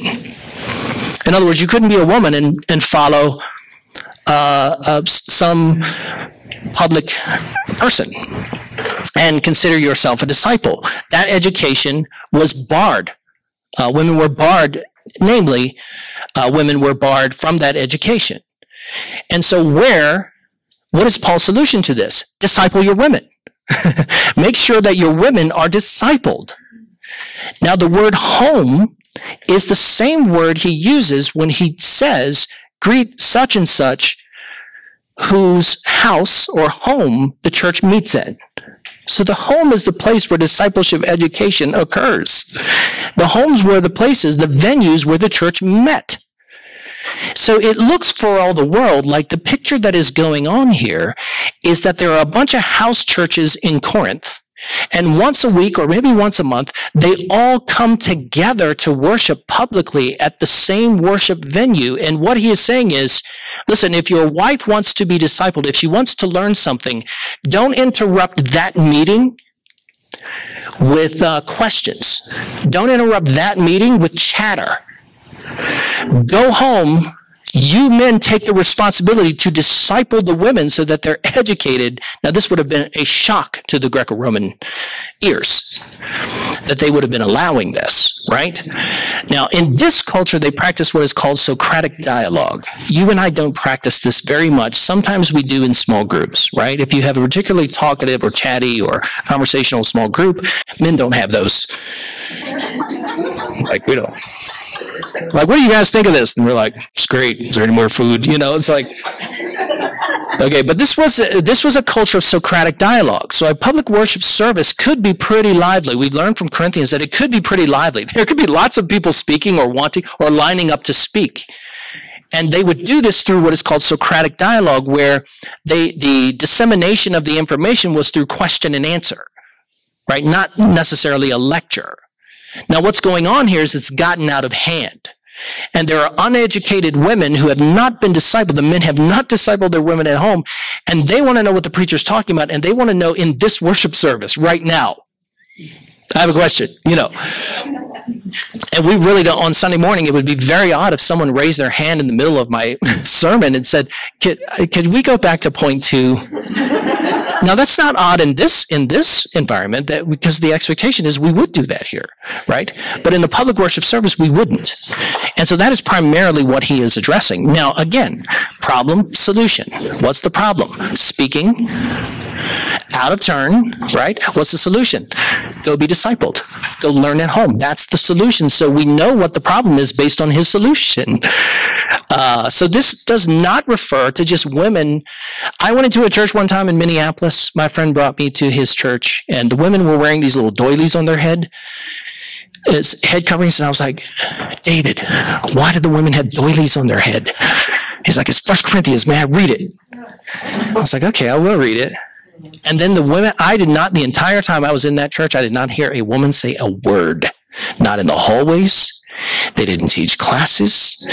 They didn't do anything because they misinterpreted this passage.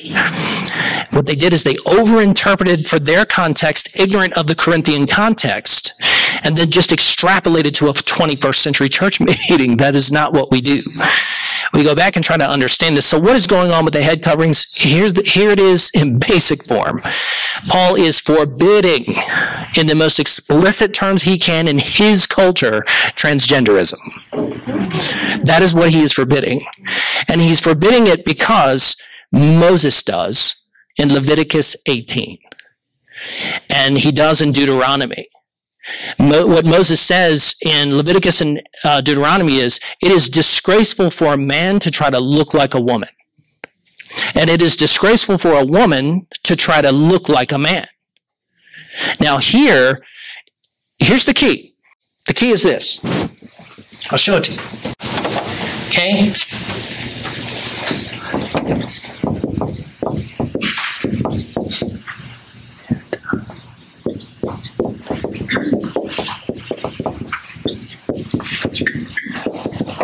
Okay. Sorry, the professor in me is coming out now.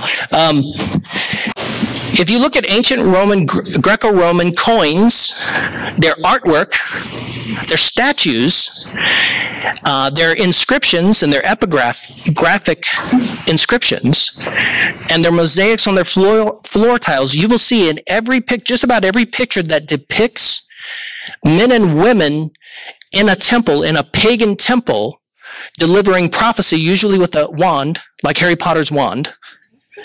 The men were uncovered with short cropped hair, and the men were covered with a hood with long hair down to their waist.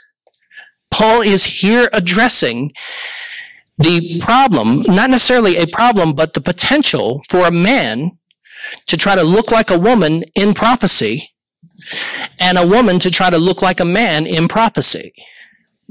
Now, in everyday life, they did not wear these head coverings. Now, just out in the marketplace, they could wear them or not wear them. Usually, men and women would wear them for shade from the sun. But in this context, men are not, so that's what he's referring to. So the head covering and the hair is not the issue. That's the cultural code. That's the cultural symbol convention. Again, the cultural symbol convention is the hair and the hood. The principle is men are not to try to look female, effeminate, and females are not to try to look butch. And because in this world, that is signaling a swapping of the roles. And he is forbidding that. So that is what is going on in 1 Corinthians 11. There's some other questions in there. We can answer them next week. And if you have more, just write them down, send them to us. Okay.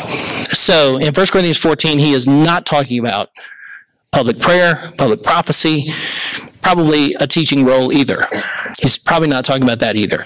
He's also not talking about women making announcements or women leading worship or Michelle getting up in prayer and reading the scripture before we start the sermon. He's not talking about that either. So apply it to what he's applying it to.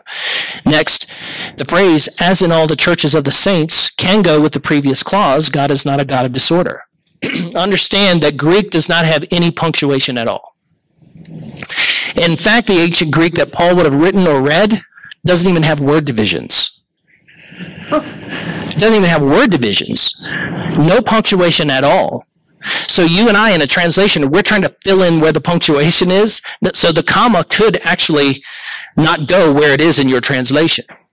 This phrase literally could go with the first clause. God is a God of order, not of disorder as in all the churches, period. Now, let's talk about women, right? So it very easily could be translated that way. But even if it isn't, even if it goes with the rest of the paragraph there, the second sentence, this standard would obtain in any church where, 1, women were largely uneducated and not allowed to become disciples of teachers. 2, it would obtain where words of revelation, teaching, and prophecy are being delivered in a chaotic, disorderly environment where there's much interruption. And 3, the universal need to disciple uninformed or disenfranchised people where that was present. And 4, the early church congregated in homes, and we mentioned that one, where discipleship took place. And he commands that very thing. Next bullet point there is the phrase, as the law says, is not a comment about a specific law. Most people, when he says, as the law says, they're trying to look for a law in the Torah, but the word Torah itself, that is the books, the first 5 books, means law. It means instruction, actually. So any narratives or any stories in the Torah is also considered by Paul the law. Not a specific command, not a specific decree or law or legislation, but part of the Torah, part of the law books, right? Genesis through Deuteronomy. So that's what he means there. All right, number 2. So having said all that, and affirmed women's role generally in ministry, women did not exercise teaching authority over male elders, and that's what 1 Timothy 2 is about. And I want to tell you, before we get into this, that's all it's about. So what I want to tell you is that it's inappropriate to take this passage and to extrapolate it out to every teaching role like that church in Minneapolis did, or every speaking role like that church in Minneapolis did. That is not Paul's context. Paul's context here is the authority and instruction operated by the elders in a local church, and that's all it refers to, right? And so what churches want to do is they want to sort of press it for detail. They want to wring out of it every application they can. You can't do that. You can't do that. So what Paul says here is in 1 Timothy 2, 11 through 15, he says, let a woman learn quietly with all submissiveness. I do not permit a woman to teach or to exercise authority over a man. Rather, she is to remain quiet. For Adam was formed first, then Eve. And Adam was not deceived, but the woman was deceived and became a transgressor. Yet she will be saved through childbearing if they continue in faith and love and holiness with self-control. Okay, what are we talking about here? What is the overall context of 1 and 2 Timothy? Does anybody know that? Let's practice a little Socratic discussion. And here I do not want you to remain silent. What is the overall context of 1 and 2 Timothy? What's that? To elders. It is. It's to elders and deacons, right? Elders and deacons. So we've already established based on Romans 16, chapter 1, that females can be deacons. That actually is established in 1 Timothy chapter 3 as well, because he also gives instructions to the women. That word should not be translated wives, it should be translated women. There's just no reason to address their wives. It's dumb. He doesn't address the wives of elders in the elder section. He addresses the women who are deacons, right? But he doesn't address any women who are elders in the first section there in 1 Timothy 3. So the overall context is Paul trying to equip the local leadership of the church, elders and deacons, against heretical teachings. Against heretical teachings, so that the church will be built up and strengthened and encouraged and not become susceptible to Gnostic heresy, which is destroying the church, threatening to destroy the church. So that's its overall context. Now, the Gnostic ascetics wanted to use Moses' law and what Paul referred to as an unlawful or illegal way, an unauthorized way. And so what they were trying to say, they were trying to forbid people to marry. So that is one of the problems that's going on here. And they're doing this by weaseling into the homes what he refers to as weak-willed women. Why does he call them weak-willed women? Because he's trying to make somebody mad. What's that? He was trying to make somebody mad. He was trying to make somebody mad. No, he isn't. Because they are. They are. Because they're uneducated. Imagine every woman sitting in this room being less educated than your 4-year-old. Imagine how susceptible to deception you would be. How vulnerable and gullible you would be. This is why the woman has to, in the church setting, remain quiet, be discipled at home. Disciple your women so they're not ignorant, so they're not uneducated. That is what he's commanding here. So what is the specific context of 1 Timothy 2, 8 through 15? Well, the context of 1 Timothy is the qualifying of local elders and overseers for the church, 2 Timothy 3. A vital aspect of this command in 1 Timothy 2:12 should be read in the context of chapter 3, verse 15, that you may know how one ought to behave in the household of God. Here he is talking about the gathered assembly. So that is the context. The context of him saying this is so that people will know how they ought to behave and order themselves in the local gathered assembly of the church. Okay, so what is specific about this crisis in regards to women?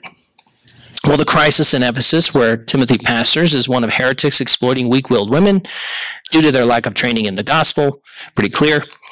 As with 1 Corinthians 14, one wonders how the silencing of all women, and all women only, would quell this problem of heretical teaching spreading through the meetings. This clearly would also refer to any uneducated man, wouldn't it? If you're a man and you have less than a 4th grade education, this would also refer to you. But here it's a problem with the women.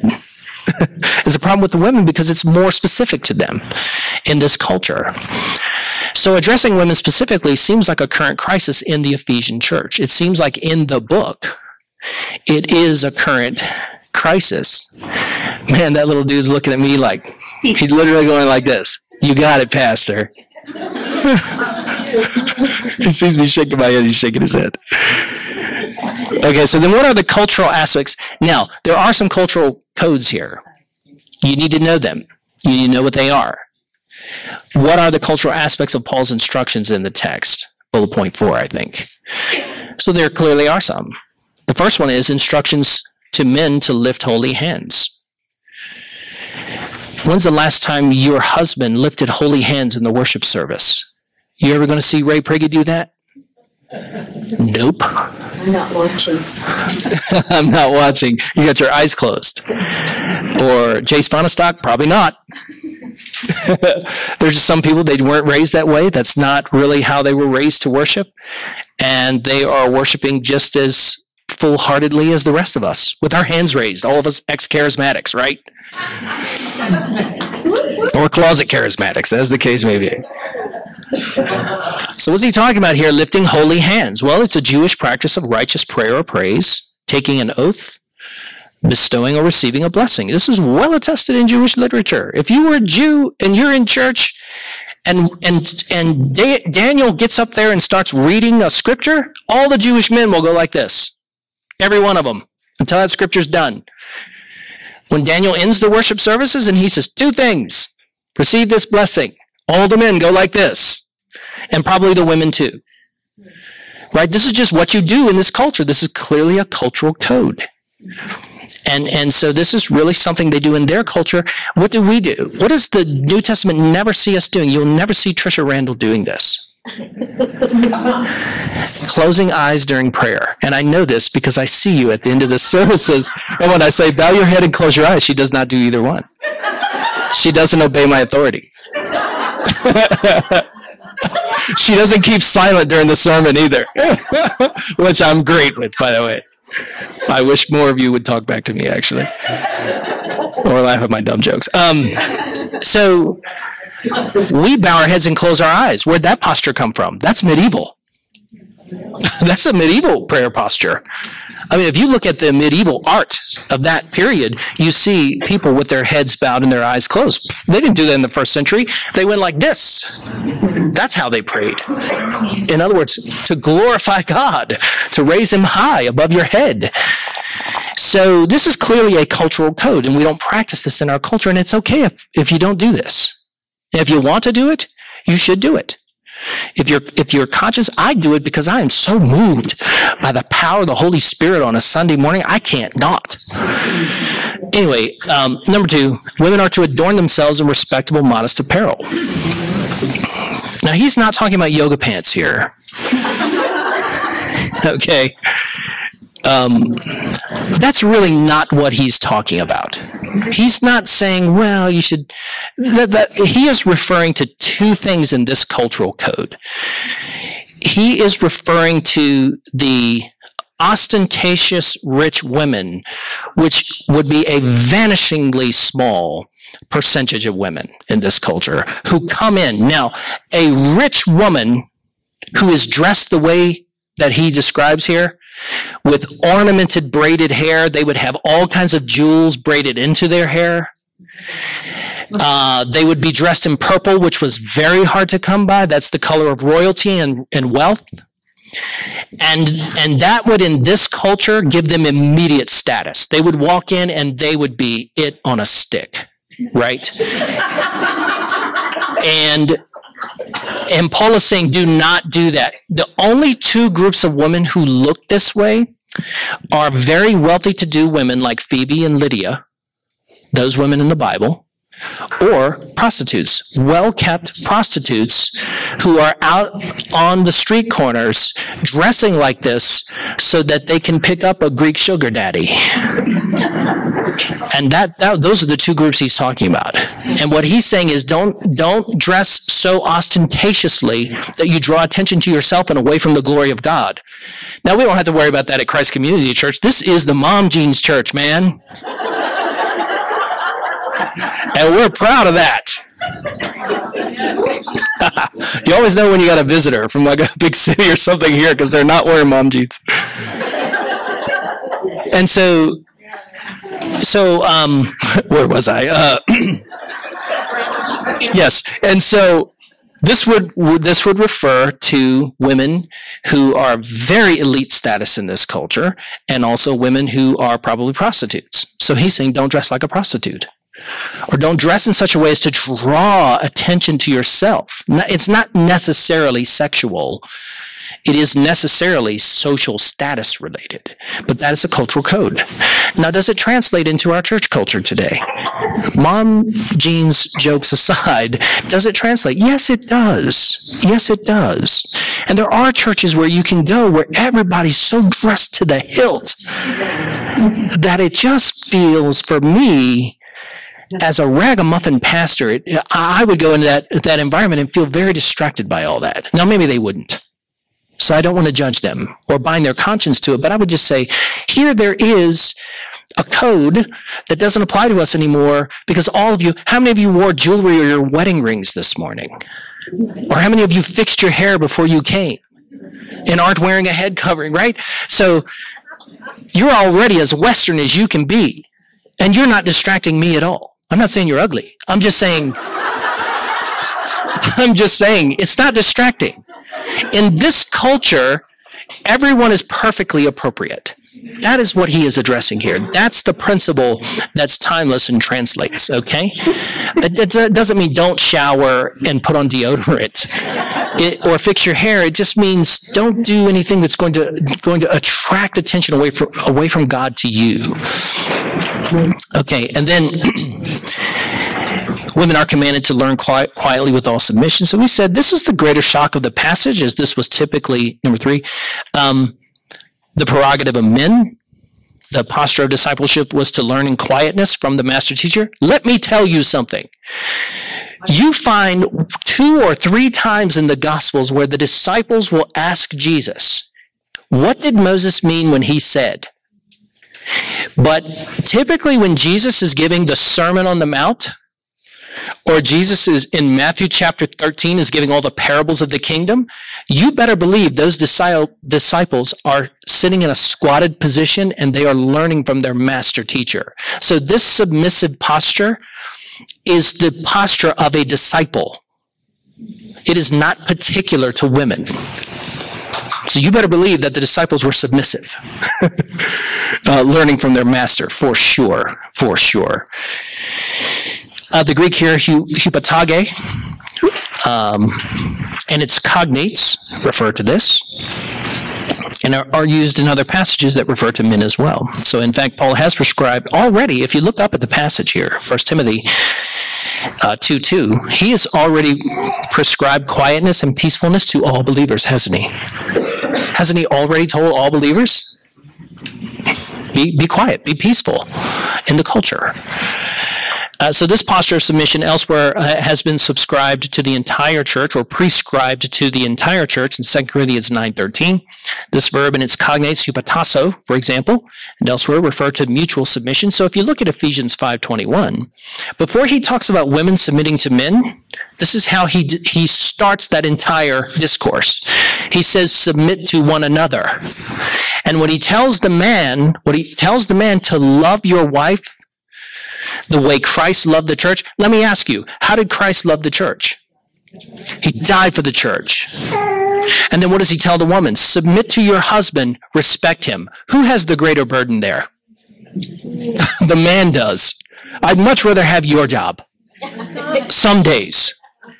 I'd rather not die for my wife.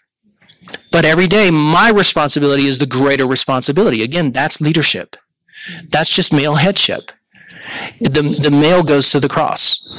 He dies. And the woman respects. And that is what Paul is talking about there. So he's already prescribed mutual submission to all of them. And that plays out in different ways depending on our gender. And the need for the entire congregation to submit to the leadership of the elders. So everyone, male and female, are supposed to submit to the leadership of the elders according to 1 Peter 5:5. Does somebody want to find that verse really quickly and read it? One of you sword drill experts, well-trained sword drillers.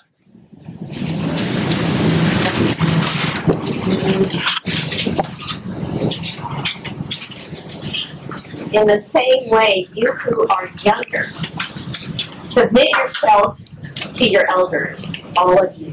Clothe yourselves with humility toward one another, because God opposes the proud, but shows favor to the humble. Right, so all of you submit yourselves to your elders. Submit to one another. So there in 1 Peter 5:5, we are all told, male and female, to submit to our local church authorities, right? In Hebrews, this is a really shocking passage. What is it? Hebrews, I forget where it is. Is it 11:17? Where the writer of Hebrews says this, obey and submit to your leaders. He's telling the whole church this. So submission is not specific to women. Women do have a specific application of it that looks like women, the submission of womanhood, but it's not specific to women. Okay, next bullet there. What is being restricted here? Well, Paul unifies the concepts of teaching and exercising authority. I really don't have the time to go into the Greek here, but when Paul says to teach or exercise authority, those two things are equal in the sentence, and they're intended to be taken together. They're intended to be taken in conjunction. Right? And so they're intended to be taken together. So Paul is not just talking about any teaching role for a woman or any role of authority. You will not see me coming in on a Sunday. I might pop in to see what Jan is doing in her classroom. Are you still doing the class on Sundays? I might pop in and just sit in the back of the room and observe. And Patrick might do that too. But in no way should Jan feel, based on this passage, that when I walk into the room, she needs to stop her teaching and defer to me and have me come up and finish teaching the rest of the class. That is not what he's talking about here. What he's talking about in this passage is the authority, the teaching authority of the local elder. How do we know that? We don't have to look far. Chapter 3. Right? He goes from this, in the very next pen strokes, We divide it into chapter 3, but for him it's not a division. It just goes right into the next chapter, which is, now this is how you select elders, overseers, pastors. That's the same role. And next, this is how you select deacons, which can be comprised of men and women, right? So we don't have to look far for the context. That's it's teaching authority in the local context of male headship, which again follows Genesis's order: God, the man, the woman. Okay, also Paul grounds male leadership in the local church in the creational order of Adam being created first. So in verse 14, he says, look, the man was created first. Again, going back to Genesis, is very important for Paul. Created order matters. It matters because it communicates something about God. God is a God of order, not of disorder. Again, 1 Corinthians 14:33. Okay. And Eve's being deceived is not the end of the story. So I would punctuate Eve's deception with the very next verse or the very next clause, because what happens to Eve is saved. How is she saved? What does Genesis 3:15 say? Does anybody know it off the top of their head? Even if you can paraphrase it, what does it say? It's referred to by scholars as the proto-evangelium. It's the first passage in the Old Testament that predicts salvation. Genesis 3:15. Anybody know?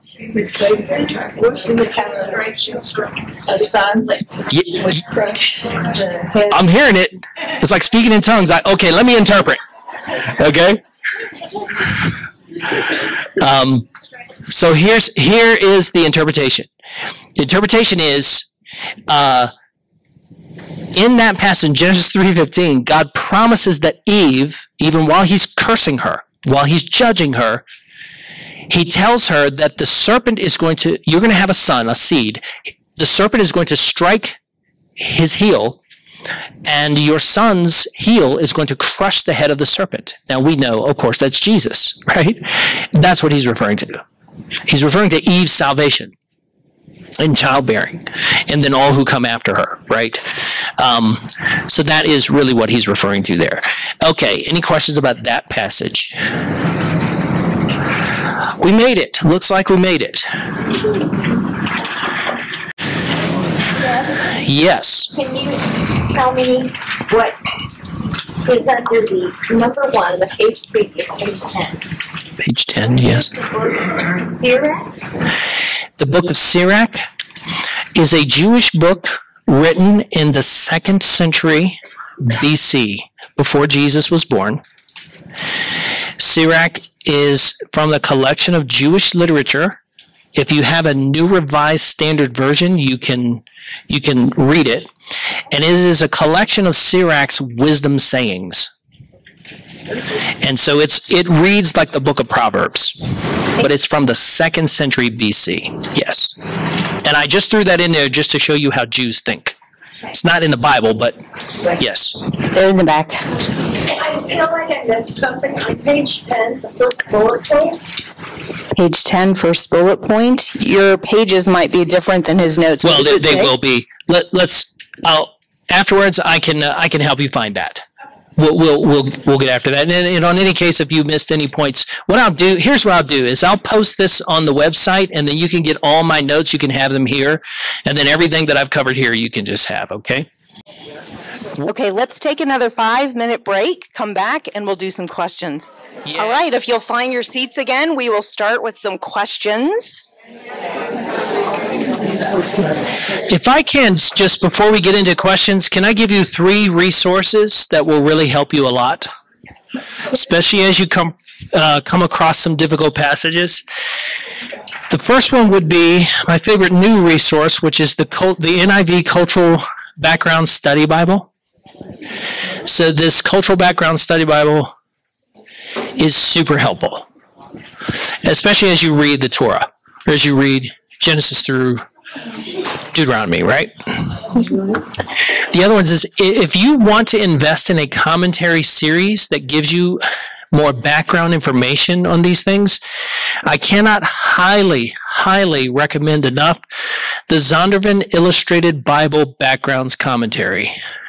The ZIBBC. Zondervan. So Zondervan is the publisher, and it's called an Zondervan Illustrated Bible Backgrounds Commentary. So Zondervan Illustrated Bible Backgrounds Commentary. The New Testament set is only about 4 or 5. About 4 of these is in blue. The Old Testament set is in orange. I use these more than I use any other resource, and I have shelves and piles of resources. They're so good. And I even use them in my dissertation too, because the information is just so readily accessible. So if you want more background stuff, like to help you with backgrounds, I highly recommend those resources for sure. Okay, question and answer. So I was remiss in doing this before, but by a show of hands, how many of you have ever heard anything like this before from a pastor where he so clearly and comprehensively covered the theology of women? How many of you have ever heard something like this before? Wow. Let's give him a round of applause.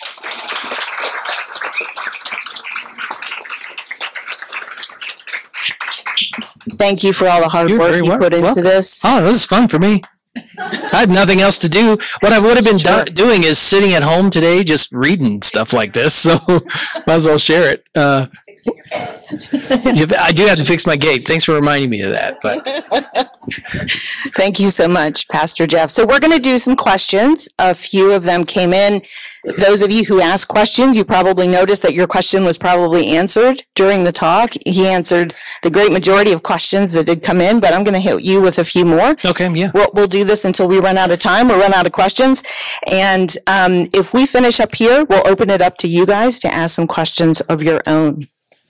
So the first one I would like to ask takes us back to the very first thing that you said when you came up, which has to do with women's frequent desire to have the men in their lives step up to the plate. And we have a beautiful verse here in 1 Peter 3:1, which says, "Wives, in the same way submit yourselves to your husbands, so that even if they refuse to believe the word, they will be won over without words by the behavior of their wives when they see your pure and reverent demeanor."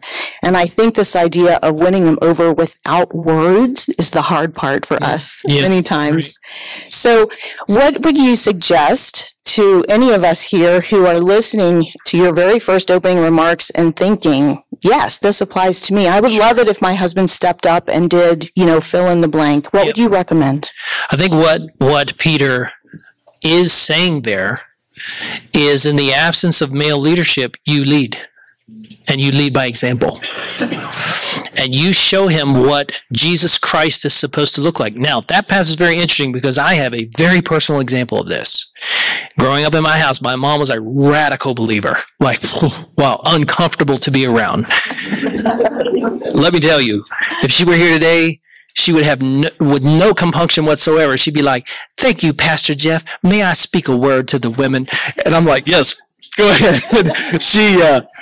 She's a powerful person, but she loved Jesus with all her heart and soul.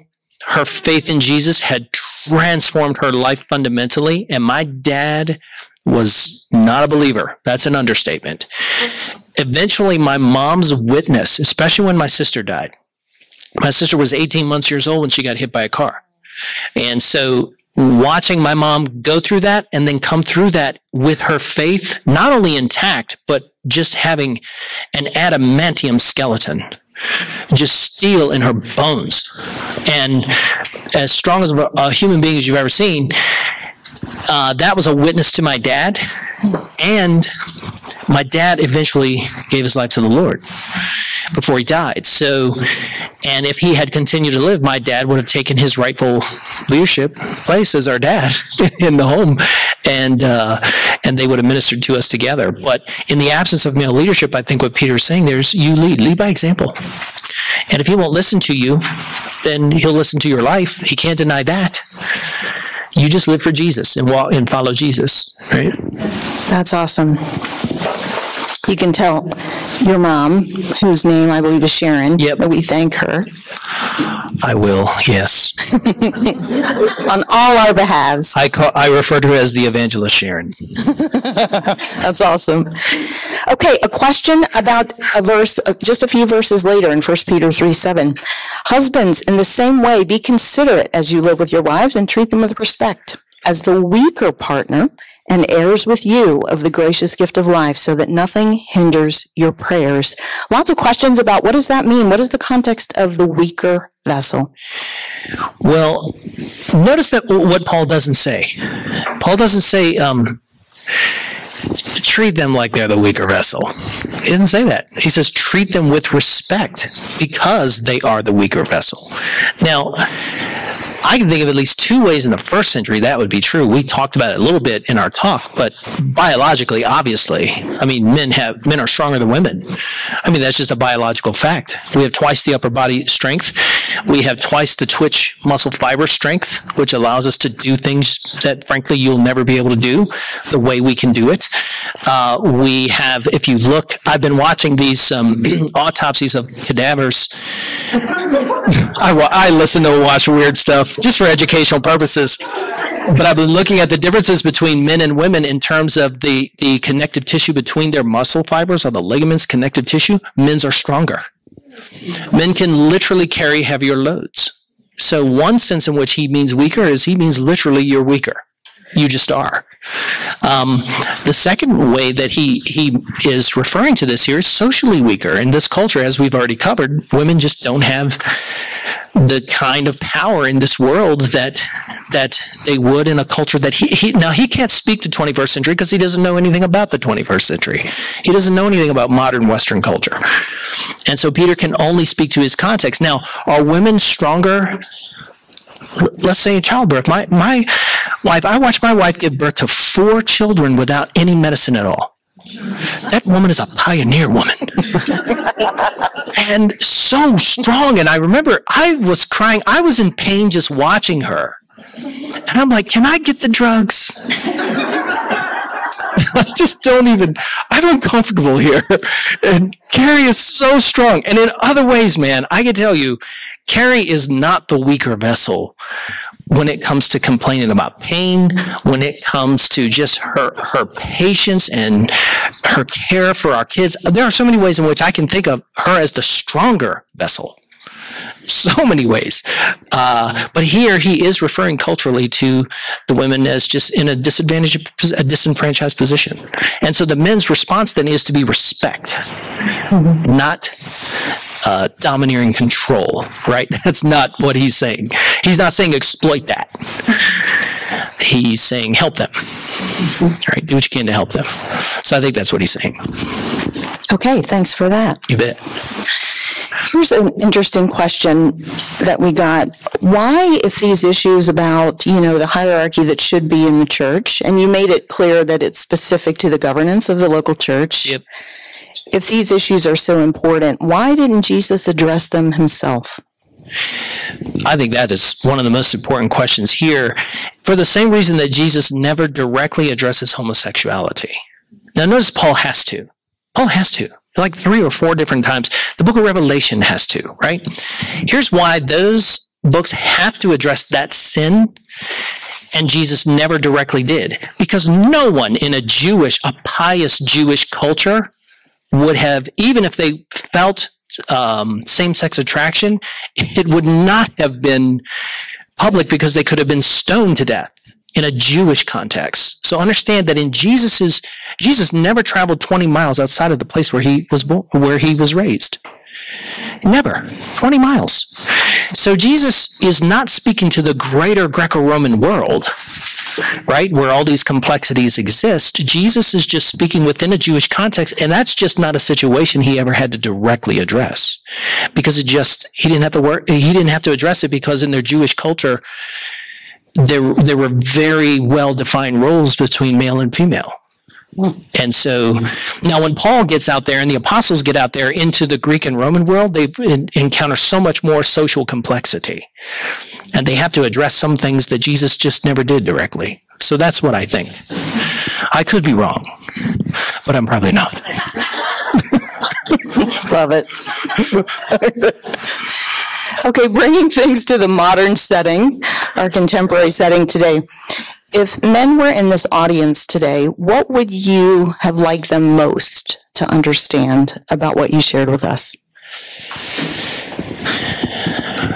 Okay, I would say the first one would be about women, and the second one would be about men. So the first one would be understand that apart from a very specific context of local male eldership or pastoring, right?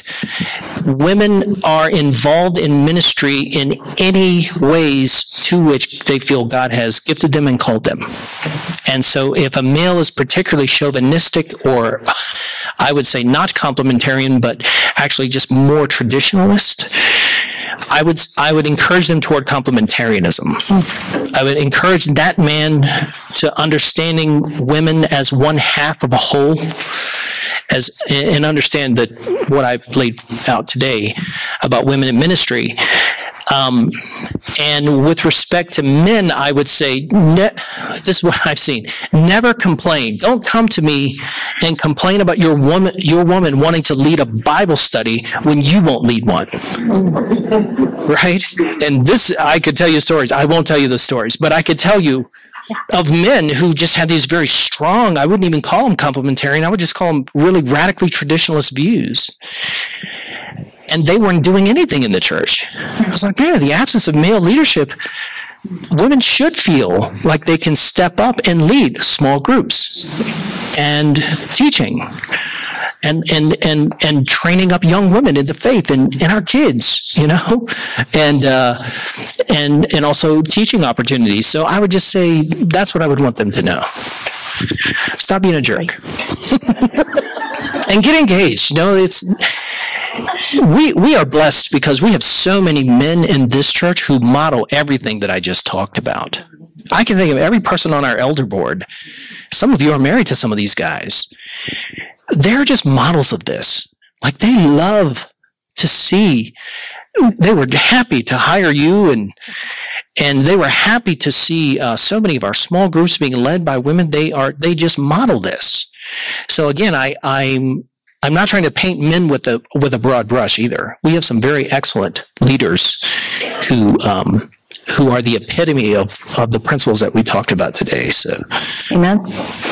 Definitely blessed by the male leadership in this church. Yeah. You mentioned at the beginning of that answer, women feeling called to certain things.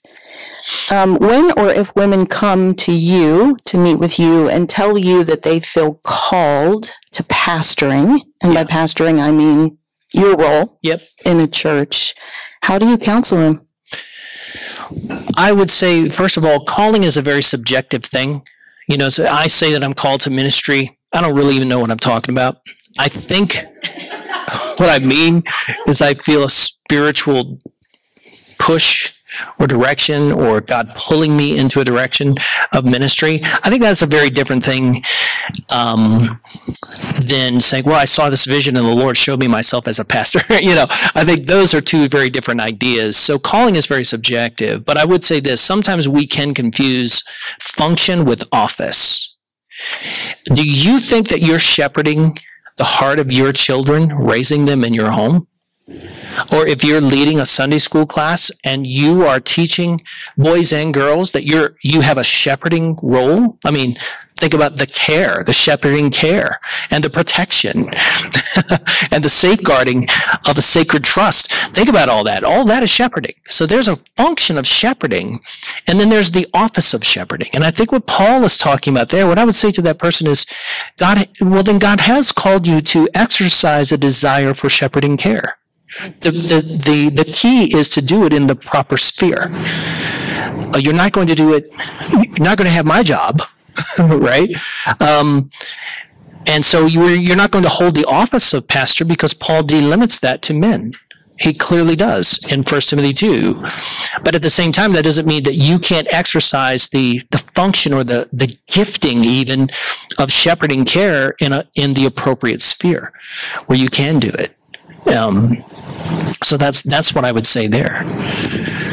We talked about this a little bit in the video that we did in anticipation of this event, but when you have laid it out so clearly to us, it seems so obvious now. But as you could see from the poll, we are hearing this from the pulpit so irregularly. Like this just doesn't happen. Sure.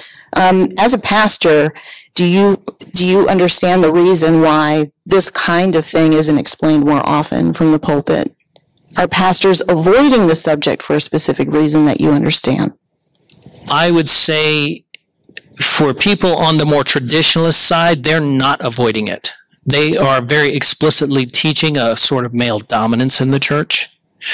I would say there are pastors of a complementarian stripe who, like me, have various views of complementarianism. I lean more on the side of being more egalitarian for women involved in ministry in a variety of ways, with that one exception where the Bible limits it in 2 Timothy 2, because I think that reading is the right reading. And so even in the complementarian camp, there are different views on that. And so I would just think, it's interesting that you asked that question, because I got on YouTube and just tried to find talks on this. And there are tons of them. And for every pastor I found that was talking about this or gave a sermon or a teaching on it, there was many different opinions on this as I found pastors. So this just really is what I think of the three of us who preached on this passage. I think Patrick preached the best of the three sermons. And I think that the sermon that he did on not dividing over debatable matters, this is a debatable matter. This is not the gospel. There are people who have raised this issue to the level of the gospel, and they most certainly should not do that. And so I think what you'll find is, now if you're from a charismatic or Pentecostal perspective, you definitely will get teaching on this. And you will get teaching far on the egalitarian scale, which I would say I would disagree with. But I think you do find it. It's just the way I've worked it out here is kind of idiosyncratic to me. It's not that others don't affirm my positions, but I'm probably way too egalitarian for some complementarians. Maybe Pastor Ryan doesn't like anything that I've talked about today. I don't mean to indict him. It's just we haven't had a lot of conversations about this, and I'm just saying I think he probably leans more toward a more conservative complementarian view. I'm more toward an egalitarian, somewhere on the bubble here between complementarian and egalitarian. So I'm probably way on that end, but I would just say this is probably particular to me. This is not the gospel. Understood. But I think it's correct. I do. I wouldn't teach it to you if I didn't think it was right. The gospel according to Pastor Jeff. Just because you keep using the word, would you define egalitarian? Egalitarian is the view that women should be engaged in any area of ministry for which they feel called or gifted, including pastoring. And so it includes the role of senior pastor or associate pastor or volunteer elder or something like that. And I'm in the complementarian camp, which says that no, God has built into humankind maleness and femaleness, and that our complementary roles are not just biological, but they're spiritual. There's a spiritual headship or leadership that complements the sexes. It doesn't diminish one over the other. Yeah. Okay, one last question, very specific to our church. Yeah. We had some questions around, I would say about the elders, the role of elder, not so much questioning or trying to usurp what we're doing in terms of male leadership on the elder board, but asking how we as women can offer our voice to what the men do in leadership. What is the way that we can have, I guess you might say, representation Sure. in that process with all the things that you've said?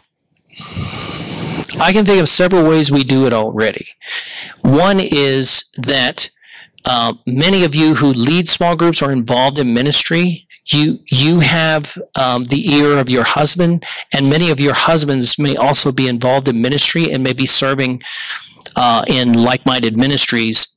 And if you're serving in a ministry, you should be under a team leader and that team leader should be under one of our pastors, and you should be able to regularly communicate up the chain, right?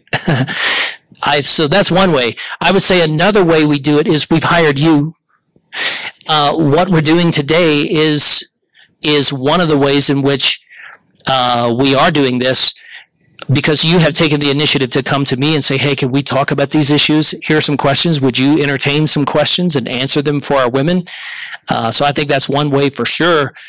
When I read this list of questions that all of you sent in, it's so fascinating because there are things I want to talk about and I want to teach you. But to be perfectly honest with you, I don't know what's in your mind until I hear from you. And this was one of the ways we can do that. Another way we can do that is just by having actually a staffer, a leader, a strong staff-run position over women's ministry, and then to regularly meet together. I think you and Patrick have a regular meeting where you can communicate issues that are on the hearts of women up through the chain there. We have a regular Monday meeting where you're in a sort of an executive, or I would call it a senior leadership team meeting with me and the other pastors and Teresa, where we talk about ministry issues. So I think we're doing quite a bit actually to address that. But also I would just want to encourage you, never feel like you can't communicate something to an elder. Like if you have a concern, I would say go through Michelle first, but if you want to come up and bend my ear and talk to me about anything, I'm available. So know who your elders are, and understand that all of our male elders, they're wonderful men. Freddie looks a little scary. I assure you he's not. He is a big marshmallow. He just looks mad. But he has a fluffy nougaty center. He's a teddy bear. So you can come up to any of our elders and talk to us at any time about anything. Address any of your concerns. And also, we regularly do have female leaders that come and present their ministries or a report of their ministries to the board. Michelle, you have done that. We've had others that have come and done that. And so if you are a ministry leader, or you're kind of a lead coach or something like that, and you want to communicate something to the board, we're very open-minded to that. That's great. Thanks for that. And if you have any other suggestions, I'm open-minded. Several avenues. Okay, with that, we'll open the floor. We have 5 or 10 more minutes. If you do have a question, if you could raise your hand, stand up, say it fairly loudly, and then I'll repeat it for the group. Anyone? Yes, Sydney. I'm on the wrong page, sorry. Do we have deacons at CCC, and if so, what are their roles, and are there women's deaconesses? Excellent question. The question is, do we have female deaconesses here at Christ Community, and if so, what is their role? Great question. Yes, we do. We have female deacons here, so we put our money where our mouth is. We elevate women in those roles of responsibility. I will tell you this, though. We do have very clear guidelines for deacons and how we recruit, train, and deploy deacons and deaconesses in the church. But it's something this year that it's our goal as an elder team to really revamp and make that a much more visible and really to restructure it so that it's a much more accessible, useful, more of a team. Right now it's an unteam. Right now there is no team. It's just we have people who have been ordained as deacons, and we do that here at this church, yeah. And deaconesses, yes. Thanks for that. Great question. I saw a couple other hands. Yes, Mandy. What would you say to someone in regards to verses that define elder and pastor as men? Yeah. That would argue and say, isn't that just a cultural thing at that time? Yeah. How would you address that? Did everybody hear that? Go ahead and repeat that, Michelle. The question that Mandy asked is, what would he say to people who ask about some of the verses specific to pastoring and eldering, pastors and elders, and their comment is that it could be something cultural, very specific to the context and the tradition and the history of that time? That is a great question, Mandy. This is where egalitarians now on that side push back strongly. They say, look at all the cultural things you just pointed out. Raising holy hands, women dressing with, like prostitutes or whatever. So clearly the other thing is cultural too. But it's not, because it's of the three things that are listed there in that paragraph, it's the only thing that Paul grounds in Genesis 1. He says, because the man was created first. When he goes on actually to talk about the qualifications for elders in 1 Timothy 3, in that chapter, he's very particular to male leadership in the home. He's saying, men, if you're not leading your home, you definitely can't be a pastor. But then when he goes into the qualifications for deacons, he gives qualifications to men and women. So it just doesn't make any sense that it's just cultural, because the deaconess is also clearly defined there. A deacon has to be the husband of one woman, just like an elder. But now let me talk to the women. Verse 11, I think it is. To the women, I say, and he gives the exact same requirements. So it can't be cultural. It has to be creational. Yeah, great question. That's a great question. That was a great question. Anyone else? Yes, Sydney. One question.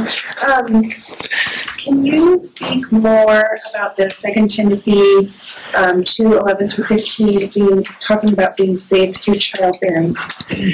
The question is about 2 Timothy 2, and there's a reference there to women being saved through childbearing. Scholars debate what he means there. If you look at the word sozo, or save, that he uses there, it's the word sozo.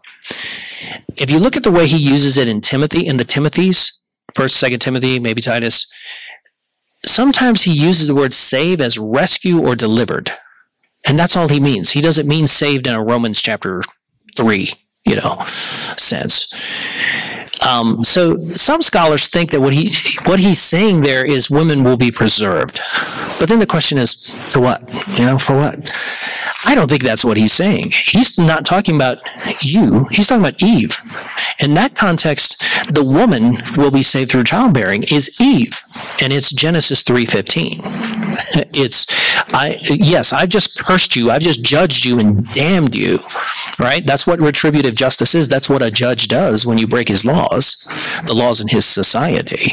He judges you from his bema, his judgment seat. But then he says, but I'm giving you a promise of redemption here. And I think that's what Paul's referring to that. Because the context there is creational. He's going back to Adam and Eve. So I just think that interpretation is the better one.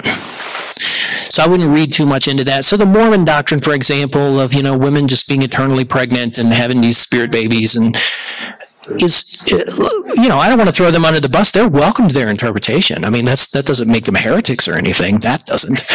But so they're welcome to their interpretation on that. I just think it's wrong. I just think it's not right. Right? Who else has a question? Yes, Esther. Sorry. Why do you think it's difficult for men and women to accept their biblical roles? Esther's question is, why do you think it's so difficult for men and women to accept their biblical roles? Well, this is a problem we both share. And I'm glad you said both, because we both have problems with this. We're sinners who need to be saved by grace and then transformed by grace, right? But on any given day, I can act more like a sinner than I am a saint. And I can just follow my fleshly desires. And there are days, I remember I said this to Carrie one time. It wasn't too long ago either. I was listening to Pastor Ryan too much. And he's a part of Iota right now, so I don't care. He's not going to. And I said something to her. I'm like, this is what we're doing. She's like, I don't. We haven't discussed that. I'm like, look, I'm the man, you're the woman. This is what we do it. And she was like, we don't